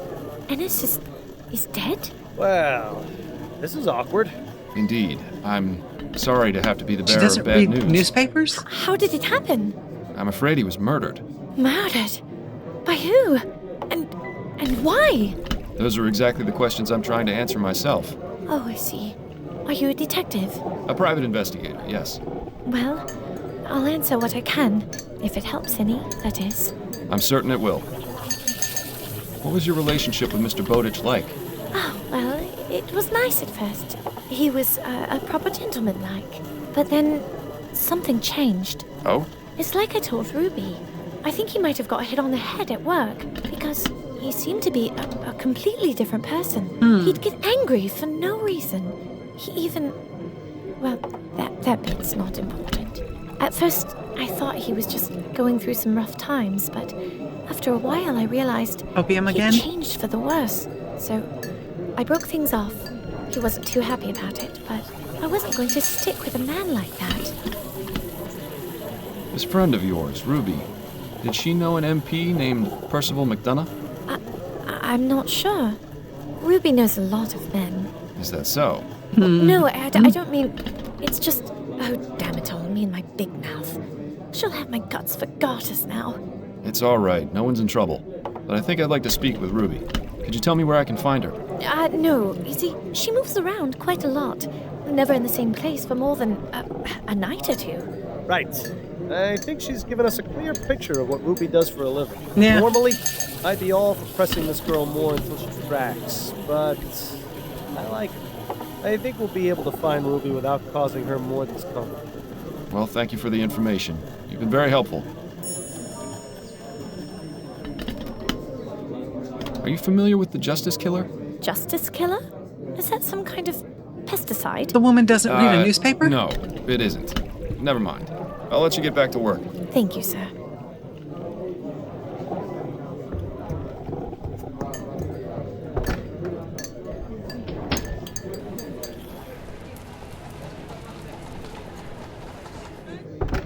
Is that this guy?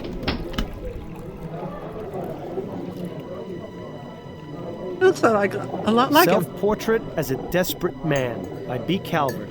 A bit like looking in the mirror, isn't it, Miles? It does look like not Miles. It looks like the guy at the table. All right. Central Lamp Depot. You there! What are you doing? I'm Miles Fordham. I'm trying to find out about... No time for that now! Get in here and shield your eyes! I beg your pardon? Just do it! Just do it. What's going on exactly? Shh! Everything ready, Alex? 3, 2, 1, go!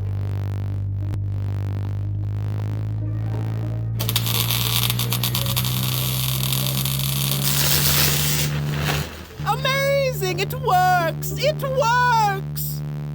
What works? Etheric lamps! Our experiment was a success! Yeah, but What exactly have we wandered into here, Miles? May I ask you a few questions? Of course! What would you like to know?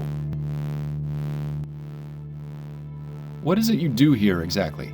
Oh, several things. This is the main hub of the city's Department of Illumination. It's really just a grandiose way of saying that this is where all affairs related to street lamps and public lighting are taken care of. But, in addition to sending out lamplighters or mechanics to repair damaged lamps, we also do research into new methods of illumination. That's what my personal specialization is. I help develop and test more efficient ways of lighting our streets. I guess you could consider me a modern-day Prometheus.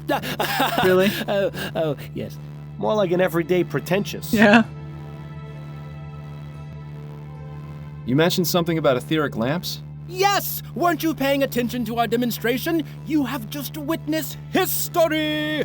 What I witnessed was a blinding flash of light. Exactly! That flash was the result of years of painstaking research and experimentation. It means that not only does ethericity exist, but it can be used as a source of illumination. Okay. If these experiments continue to be successful, as I suspect they will, we'll have etheric street lamps before the end of the decade. Imagine lamps that burn twice as bright, 4 times as long. Oh, this will change everything. And if it's like anything else we've seen, it'll put a lot of people out of work, Right. too. You worked with a man named Burley Cause, is that right? Yes, I heard he was killed. Such a senseless tragedy. It's a shame he missed out on our demonstration. He was really interested in etheric technology. Wasn't he concerned about losing his job to these technological advances? He had no reason to. It's been made clear to all the workers that there will always be a place for us, even if our jobs are made obsolete. How does that Unlike work? some other places, we take care of our own here at the Lamplight Depot. How noble. But I'm pretty sure he's full of more hot air than the HMS Lenore. Is there anything you know about Mr. Cause's personal life that might be relevant? I know he was married, but I don't believe he had any children. Oh, and he used to talk about his love for fishing. Could you give me his home address? Perhaps his wife will be willing to speak with me. Yes, certainly. He We're gonna lives talk at to a lot of wives 820 Orchard Avenue, apartment 2A. Thank you for the information.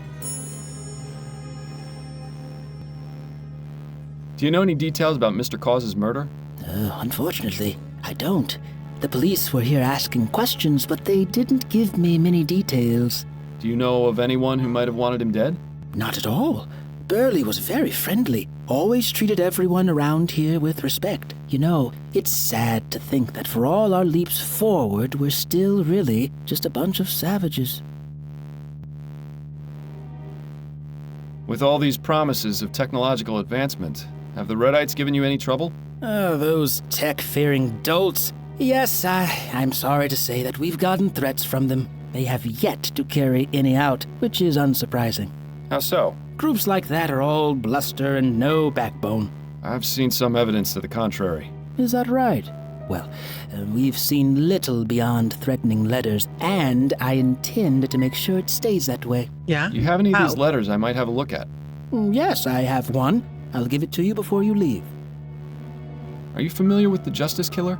I've read about it in the newspaper. A horrible business. It makes me wish we could install more street lamps to keep this city safer at night. Yeah, that'll do it. I hope to realize that dream. Then we'll really deserve to be called Lamplight City. You think brighter streets will stop serial murderers? It's well known that crime rates are lower in Lyon and Worcester, and they have many more street lamps per square mile. I'm sure it has absolutely nothing to do with the amount of wealth in those areas. Has to be all about the lighting. Thank you. Your cooperation is much appreciated. Happy to help.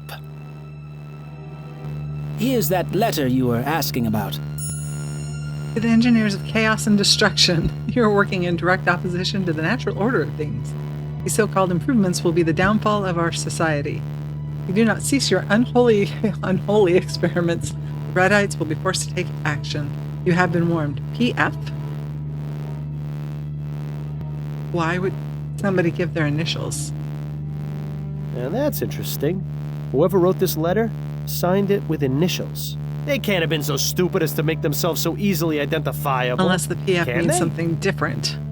Too bad you didn't get a chance to read that sign before their little experiment. Remember safety first, wear your goggles. Oh. I wouldn't get too close to that thing. It might end up turning you inside out. So this is where all the lamps in the city come from. I can't believe I never bothered finding out before. Just a bunch of crap they used to build street lamps with. Okay. Well, then we're done here.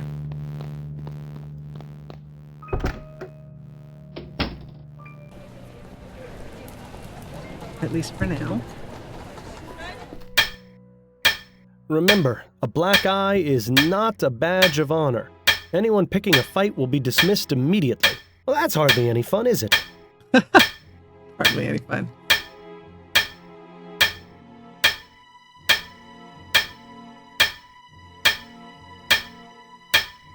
Horseless carriage. No, A good these are old, horseless reliable, carriage. handsome cab. Nothing fancy, just gets you from point A to point B. The way it should be. Good evening. Oh, it's you again. Small world. Indeed. Mr. Shaw, was it? That's right. So, what brings you around to the cab depot? I wanted to ask you some questions if you can spare some time. Shouldn't be a problem. Did you know Reggie Willingham? Reggie? Sure, I knew him. Well, just as rather I didn't. Oh? Why do you say that? The man was a bore, a scoundrel, a no-good bounder. I wish he would tell us how he really felt. Yeah, right. Only reason they kept him on here was because he was a good driver.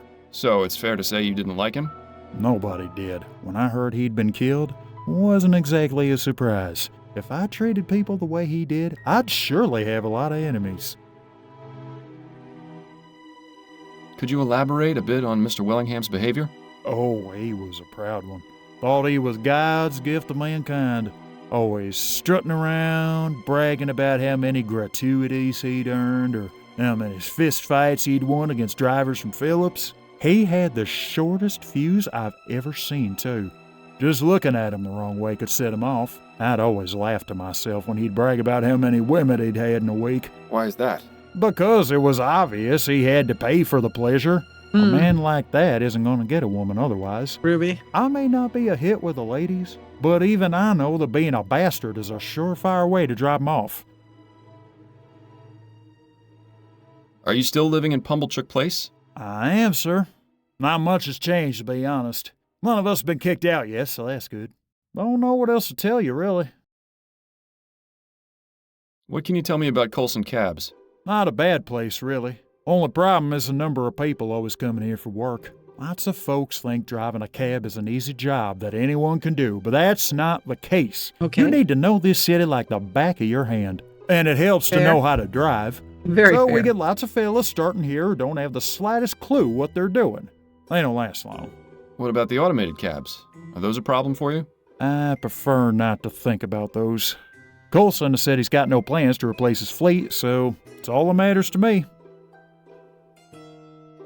Have you had any trouble from the Redites? No, sir.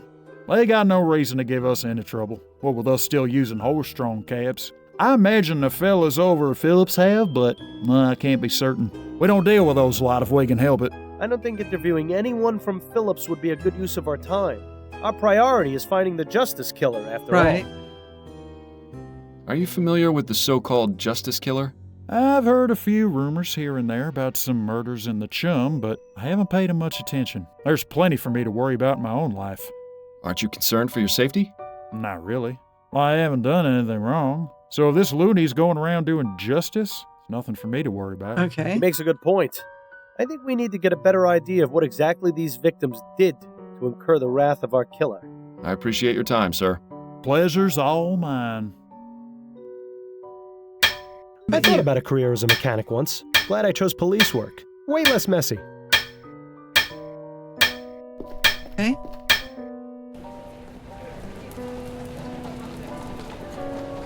Sitting there hanging out.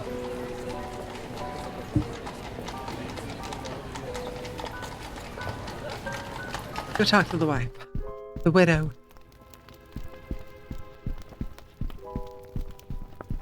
Ahem. What? Who are you? I'm Miles Fordham, private investigator. Your butler just announced me. Oh, of course. Forgive me. I was just, well, never mind. Please make yourself comfortable, Mr. Fordham. Thank you, Mrs. McDonough. They look expensive, but I bet they're totally worthless. I feel sorry for the sucker who has to clean them. Just a painting of some boring old aristocrat. Surely this one was called Lady Felicity Euphemia Beaversnatch the Simple. Beaversnatch. Oh, what? Lord Alfred Edward Shufflebottom the Wise comes to mind when looking at this one. This one looks like a Lady Camilla Prudence Wigglewaddle the Grey. I think I'll call this one Lord Edmund Henry Lickspittle the Elder. They look expensive, but I bet...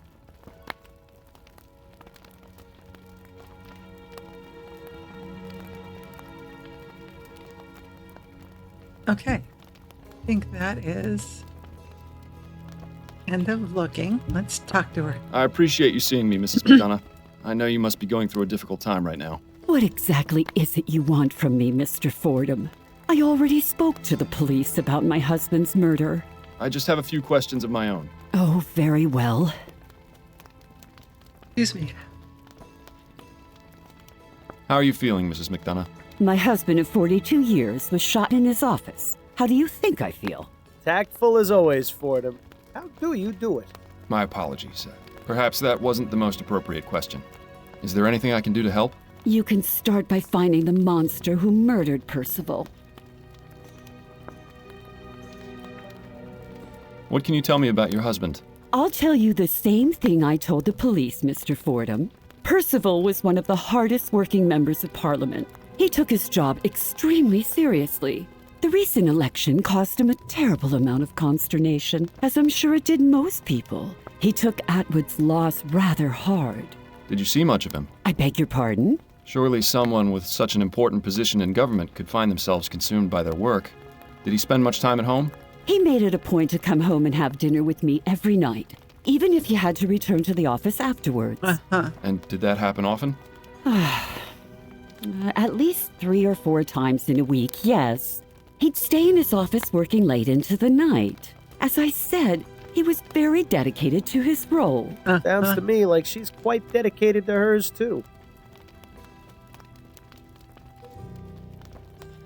Did your husband have any enemies? He was a politician, Mr. Fordham. Half the city hated him. And the other Did he half ever receive couldn't any stand kind him. of threats against his life? None that I was ever made aware of. I have no idea who could have killed him, let alone who could have gotten into his office to do it. He hadn't told me about any meetings or appointments this week either. Was it his custom to inform you of his work affairs? Oh, well, I I've forgot always to look at taken that an interest paper in my that was in his husband's pocket. work. He'd often mention initiatives he was working on or people he was meeting, that sort of thing. Nothing sensitive or confidential, you understand. Just conversation about his day. Can you think of any reason why your husband would have been murdered? Not really. He was a vocal opponent of the construction of the Gascogne-Chumley Bridge, but I hardly think that would have been sufficient reason to drive someone to murder. Why is that? Well, it's just a bridge, isn't it? There are plenty of other ways to get to Chumley. I meant, why was he opposed to it? Oh, because the amount of money required to build it is exorbitant. Public funds should be used on roads and buildings that are falling apart. What's the point of having something shiny and new if everything around it is in disrepair? Fair question. Are you familiar with the art of cryptography, Mrs. McDonough? What an odd question. It's just I noticed several books on the subject in your husband's office. Oh, well, yes. Percival was interested in cryptography and secret messages and the like. He would sometimes leave me coded notes when we first began courting many years ago. What kind of notes? Oh, now, Mr. Fordham, those were private. But Percival got a thrill out of knowing I was the only one who could read them. Sometimes he would write them using a special ink that would only appear when the paper was heated. Well, I can't remember the last time he did that, it was going to be a blank page anyway. Do you know anyone named Shackley? No, I've never heard that name before. Why? I saw your husband had a meeting scheduled with him shortly before his murder. That can't be right. He didn't tell me about that. He always told me about his meetings. It was written on his office calendar, clear as day. As I said, I don't know who that person is. Why wouldn't Percival have told me about their meeting? Why indeed? Have you heard of the Justice Killer? That was the name the police mentioned when they told me about Percival's murder. It's absolutely terrifying to think that one sick person could be capable of such evil. That's not who killed your Why husband. Is he called the Justice Killer? What justice was done by murdering my husband? I'm afraid I can't answer that right now, Mrs. McDonough, but I intend to find out. Are you familiar with someone named Ruby? I can't say I am. Who is it? Just a name that's come up in my investigation. Sounds like the name of a trollop. Oh. Or perhaps a dog. Those are all the questions I have for now, Mrs. McDonough. All right, Mr. Fordham. Profiling much?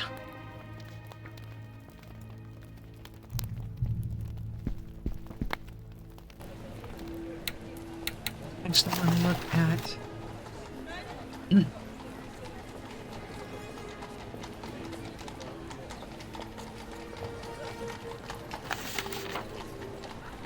No, it wasn't the letter. There was blank paper, but it's not blank. You need to heat it.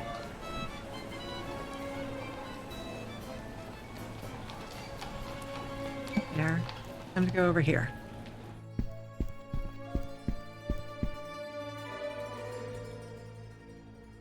The number's a bit faded. Is this 2B or is it not 2B? That's the question. Apartment 2A. This is the place. Can I go through the door? Knock on the door. What do you know about your neighbor? Yeah? May I help you, young man? Hello, madam. My name is Miles Fordham, and I'm a private investigator. I have some questions about your neighbor. You mean my former neighbor? Yes. In any case, I'd appreciate it if you could help me with some information. Nah, I don't think so. The last person to ask me about him was that awful policeman. I don't want to have to go through that again. I'm sorry you had a bad experience, but I can assure you I won't give you a hard time. Well, that's easy for you to say, but actions speak louder than words. Really? Uh-oh. I think I know where this is going. Is there anything I can do for you then? Well, since you asked, my layabout husband is out wasting our retirement fund with his drinking. Go find him and bring him back here. Then maybe we can talk. Oh, wonderful. Now we're playing babysitter. You'll find him at the Silent Raven. Of course he is. It's not too far from here. Yes, I know it. Good. My husband's name is Kurt Williamson. You tell him his wife Ethel wants him home at once. I'll do my best, Mrs. Williamson. And I thought the housekeeping in my apartment was bad.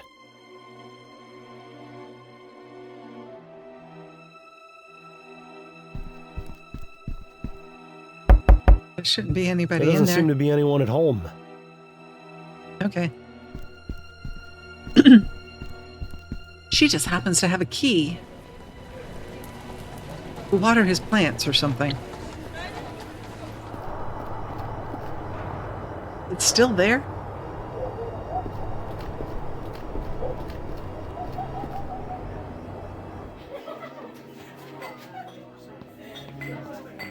Excuse me, are you Kurt Williamson? That's right. Who are you? Miles Fordham. I'm a private investigator. Oh, yeah? What is it you want from me? Ethel sent me to tell you she wants you to come home right away. I should have known. I can't get away for more than a few hours before she's put the entire city on high alert. How much of my retirement fund did she waste on getting you to come down here? I'm only doing this because I need some information. The joke's on you, then. You can just go back and tell her I'll come home when I'm damn well ready. Why is it you're so averse to returning home? I enjoy going out and having a good time. Is that so wrong? Your wife told me she doesn't like you spending your money on drink. What I spend my money on is none of her business, and even less of yours. What's this world coming to when a man can't even drink in peace without all his affairs shouted from the rooftops? You know, this whole situation seems awfully familiar. Yeah, right. Listen, Mr. Williamson, I think I know what you're going through. Oh, yeah? My wife and I were having a rough patch. I wasn't being honest with her, and it nearly drove us apart. But you managed to fix things. Yes, I was fortunate. I did the right thing before it was too late. And what did you do? I told her the truth. I hear voice of my dead partner. Showed her a good time. I communicated honestly and openly. It was simple. with her. I just communicated honestly and openly with her. I told her what was wrong and how I was feeling. And you know what? She listened. Have you ever told Ethel why you like going out? No. I assumed she wouldn't understand. I really wish she would come out with me, but I know she'd never agree. How do you know? Have you actually talked to her about this? Well, no. Well, then maybe you should.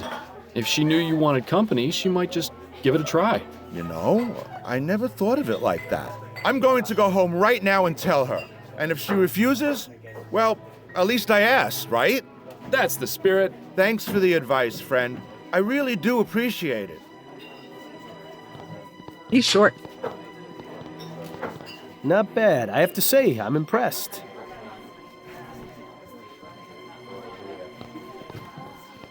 Excuse me, barmaid? Hi, what do you need? Do you know anything about the man sitting at that table over there? Not really. Not he there comes anymore? in here a few times a week, but he mostly keeps to himself. I see his type all the time, though. Older, probably retired and looking to escape his home life. I feel sorry for him, but that sort of customer is my bread and butter. Are you familiar with the Justice Killer? What is that, some fancy drink concoction? No. It's the name that's been given to a serial murderer here in the Chum. I see. Never heard of him. And if he's smart, he won't show his face around here. You know, this place suddenly feels just a little bit safer. How are things here now that the election hubbub has subsided? Oh, right. I thought you looked familiar. You were the one in here asking about the fellow who was killed. That's right. Well, there hasn't been too much excitement since then. I've hardly had to toss anyone out, which is a right shame. Why's that? Kicking out a rowdy customer shakes things up a bit on a quiet night like this. Gets the blood flowing, you know? What would a customer have to do to warrant being thrown out? My general rule is if they're being a nuisance, they're out. If they try to pick a fight or are just being generally disrespectful, it's a one-way ticket to the pavement outside. Okay. Good to know. I appreciate you taking the time to chat. Yeah. Yeah. Been pretty quiet in the streets of late, hasn't it, Bertie? You noticed too? I thought it was just me. I'm not complaining, mind you. It's nice to be able to go out and about without stepping over half the chum in the process. Indeed. What do you reckon's the reason for it? Not a clue. Can't Serial be murder? illness. We'd have heard something by now. Whatever it is, let's just hope it keeps up. Welcome back from lurking. I never thought I'd see that bridge finished in my lifetime. I know. Who'd have thought? They're saying it might even be done by the end of this decade. Bet you're looking forward to spending more time in Gascoigne. Eh, Rose? God, Of no. course that's Rose. I wouldn't be caught dead there. Nothing but a bunch of thieves and drunk sailors. I'm just looking forward to not getting Oh, no, we're looking seasick for anytime Ruby, I not need to cross the Rose. river. That's all you got for me? Blah, blah, blah, blah, blah, blah. Okay.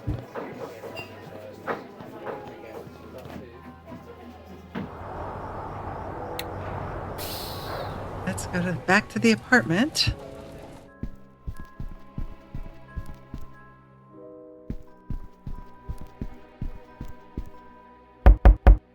happier now, Mrs.? Ah, Mr. Fordham, thank you so much for getting Kurt back home. Don't mention it. Now, would you be willing to answer some questions? Why, yes, of course.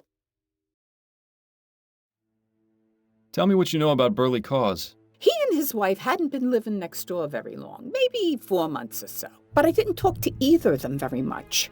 They weren't interested in being neighborly, I guess. It's a shame, really. Maybe if we had known one another better, something like this could have been prevented. What happened on the day Mr. Cause was killed?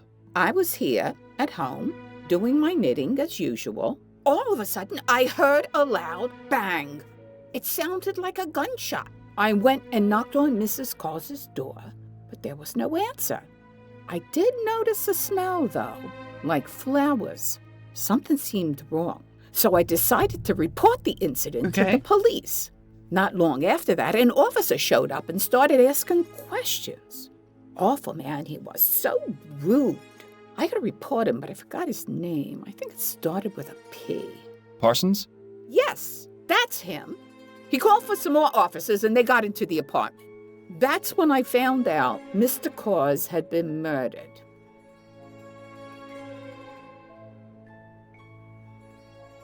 Where is Mrs. Cause now? I don't know, with her mother maybe. That's usually how it goes. You wouldn't happen to know where that is, would you? Afraid not, but there is one other thing. Yes? Don't say I told you this, but, well, I used to hear the two of them through my wall. I tried ignoring it since it's really none of my business, but it became impossible. What was it you heard? I don't believe they had a happy marriage. They'd have awful fights a couple times a week. What would they fight about? Oh, all sorts of things. The worst one was when she discovered he was going to a brothel. I think he might have hit her on a few occasions, too, but I can't be certain. I hope you don't think me a horrible old gossip, but I thought you might like to know. Not at all. I'm glad you told me. Glad you told me. How long have you been living here? Well, Kurt and I moved in shortly after we were married, so it's been about 34 years. Goodness, that's a long time to be living in one place. Yes, it is. Yes, well, the building may be a bit run down, and it gets colder than cold in the winter, but the rent has always been cheap. You can't really ask for much more than that. I suppose. Are you familiar with the Justice Killer? You mean the serial killer who's been killing men in Chumley? That's the one. Nah, never heard of him. Never heard of him. I'm just pulling your leg, Mr. Fordham. I like this one. She's got spirit. Unfortunately, I only know what I've read in the Gazette, but it's scary to think some maniac is loose on the streets doing such terrible things. And with Kurt going out by himself for hours at a time... I'm hoping this finishes real quick because we got like 30 minutes, 30 seconds. I appreciate your ads. time, Mrs. Williamson. Have a good day, Mr. Fordham. All right. So, 17 seconds to ads, 3 minutes. I will see you back here shortly. All right. Welcome back from ads. We're getting closer and closer.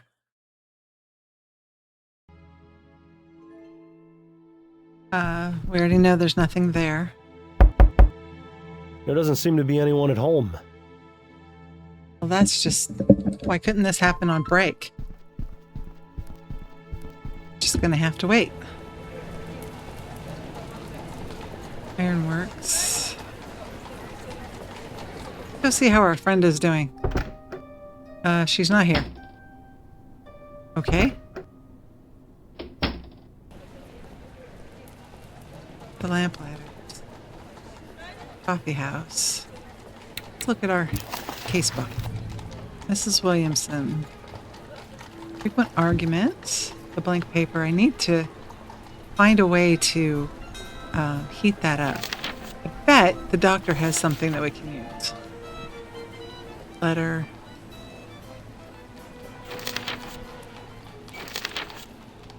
Finally, just speak with Mrs. McDonough. We did. Use a pencil. We did. Find out who sabotaged the iron mill. Speak with the serving girl. We did. Locate Ruby. Learn more about Willingham's lie.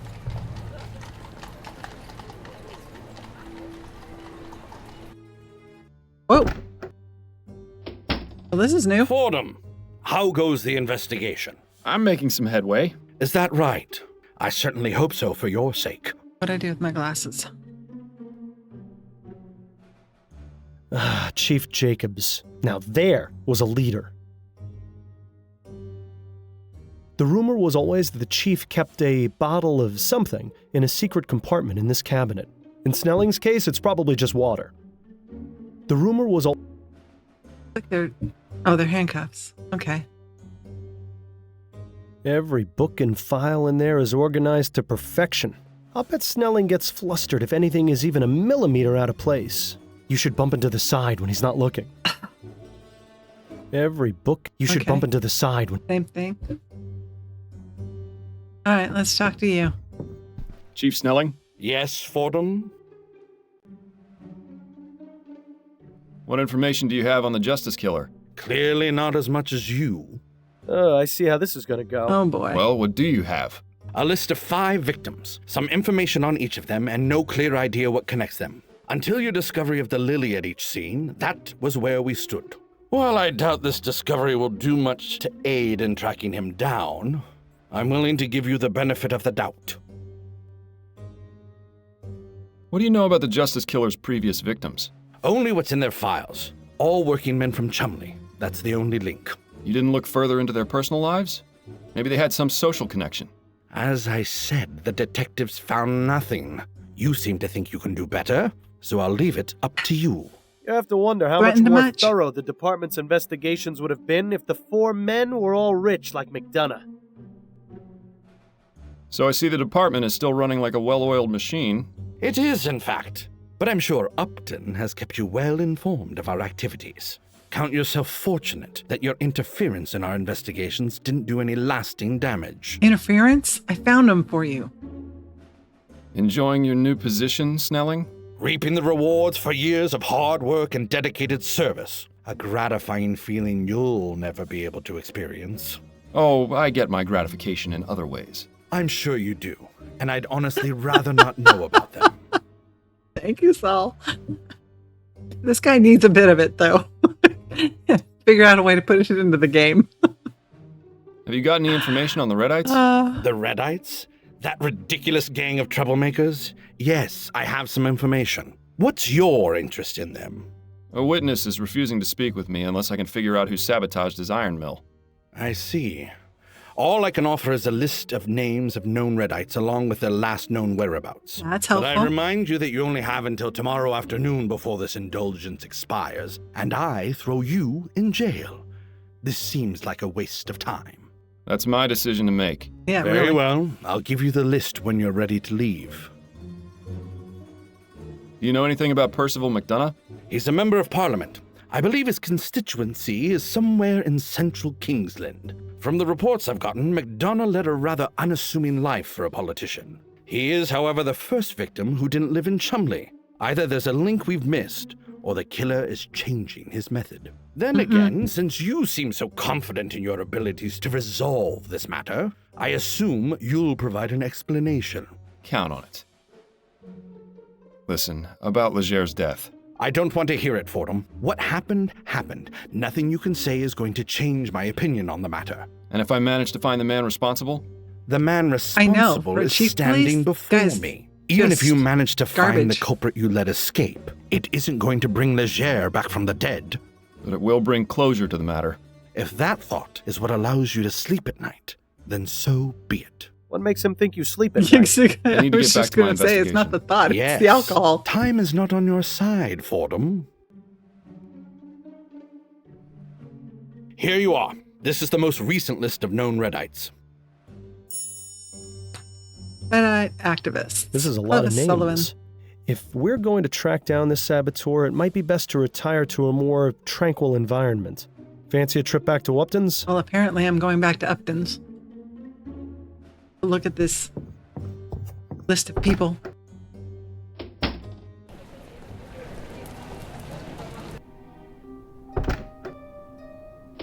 Right. This should be a quiet enough spot to concentrate on finding that saboteur.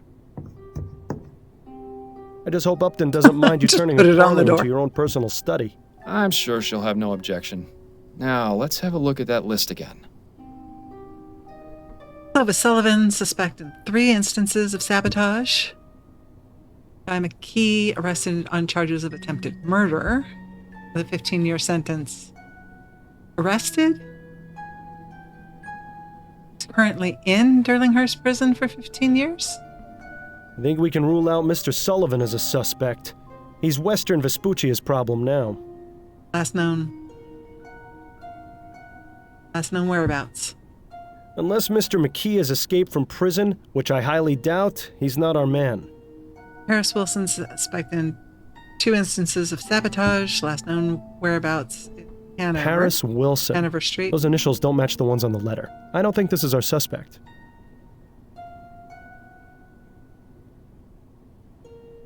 Yeah, he's been back and forth across this place a lot. Marcus Chapman involved in a factory explosion. If dead men could cause explosions, let's just say things would be a lot different. This clearly isn't the right suspect. Suspect in 6 instances of sabotage. Last known whereabouts is Peyton Ferguson. The initials match those on the letter we got at the Lamplight Depot. I'd say it's our best bet. And Lucian Donaldson, suspect in 4 instances of sabotage. Bainbridge. Lucian Donaldson. Those initials don't match the ones on the letter. I don't think this person is our suspect. So apparently, let's have another hammer do a head. But this one, it still has an address. So, just because it's not PF doesn't mean it's not viable.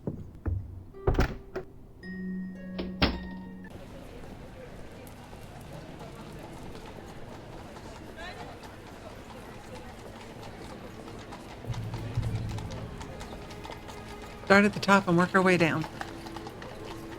What happened?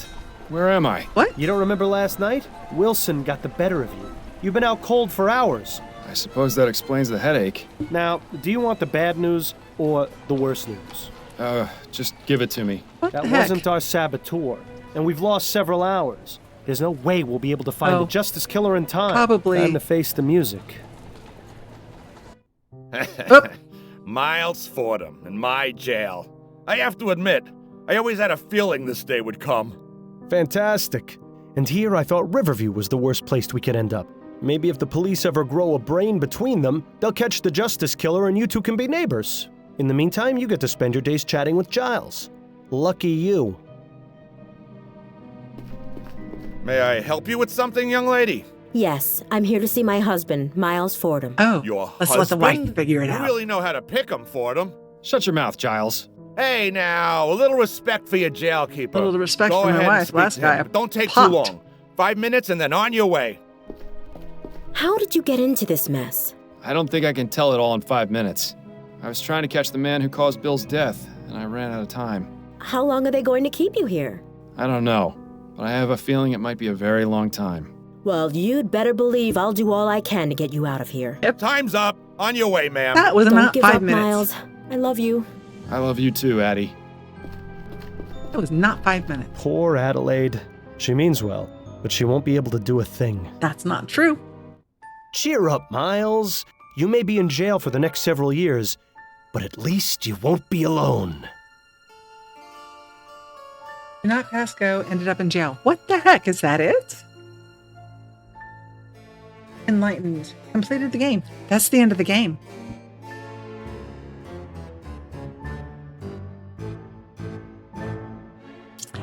So apparently I picked the wrong option. I should have gone to PF.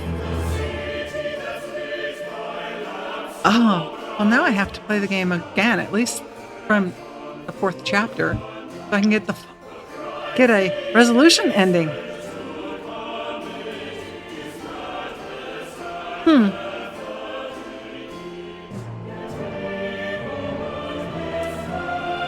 that was abrupt. It's pretty close to time for me to end for today, but that was abrupt. I did make it through. I was wondering if I was going to complete it today. I would have gone over a little bit if we were looking like we were getting close. But that's not how I wanted it to end. I wanted some kind of resolution, you know? Very disheartening. But there's probably more than one ending too, achievement-wise. I've been telling you about the little achievements as they pop up because I'm not sure if they show on the screen. I haven't been looking. But, okay, so there we are. And here's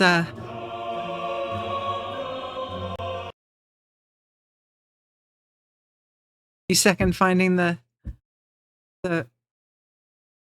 other endings? Yeah, I might redo 4. It might be something that instead of streaming, I actually just record and I'll let you know where the connection is. I don't know. We'll see how I feel about it next week. Thank you very much. Like I said, Saul, I think you're pretty great too. I appreciate you being in chat with me and hanging out. You're always here. So that's a huge help. Thank you. Even when you're not chatting, it's a huge help knowing you're out there. Someone's out there. I hate to think I'm just talking to myself. I was saying that I may move on to something else next week. So I might record doing chapter 4 again and see how it plays out in different ways and just do a compilation kind of thing. I could probably get to that same spot and then just do a montage of what happens if I do this and what happens if I do that, and see how that goes, and then just post it on my TTV channel on YouTube. Because I have a couple of games that I was given the keys for from Keymailer, and I'd like to do those. I think because they're new games for me. Excuse me.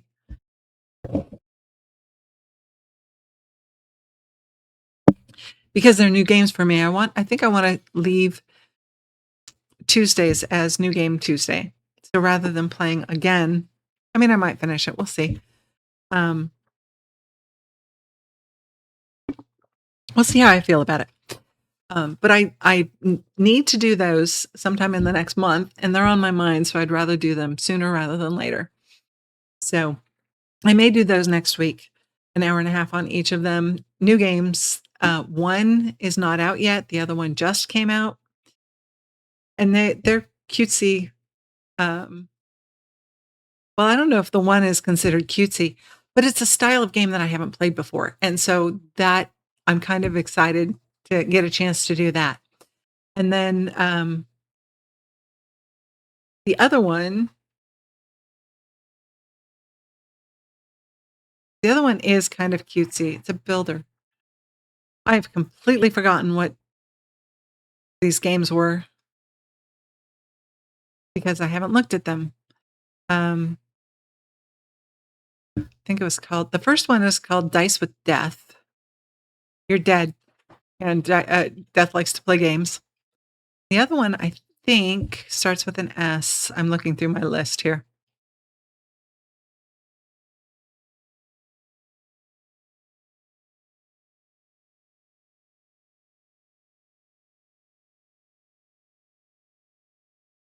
Maybe it doesn't start with an S because I'm not seeing it. I thought it was Sun something. I don't see it on here. Anyway, if I remember right, it's a cutesy builder, and I like builders. So definitely, no, it's not in my list of demos because it wasn't a demo. It's a full game key. But I also have 2 demos that I, wow, cutesy name. Yeah.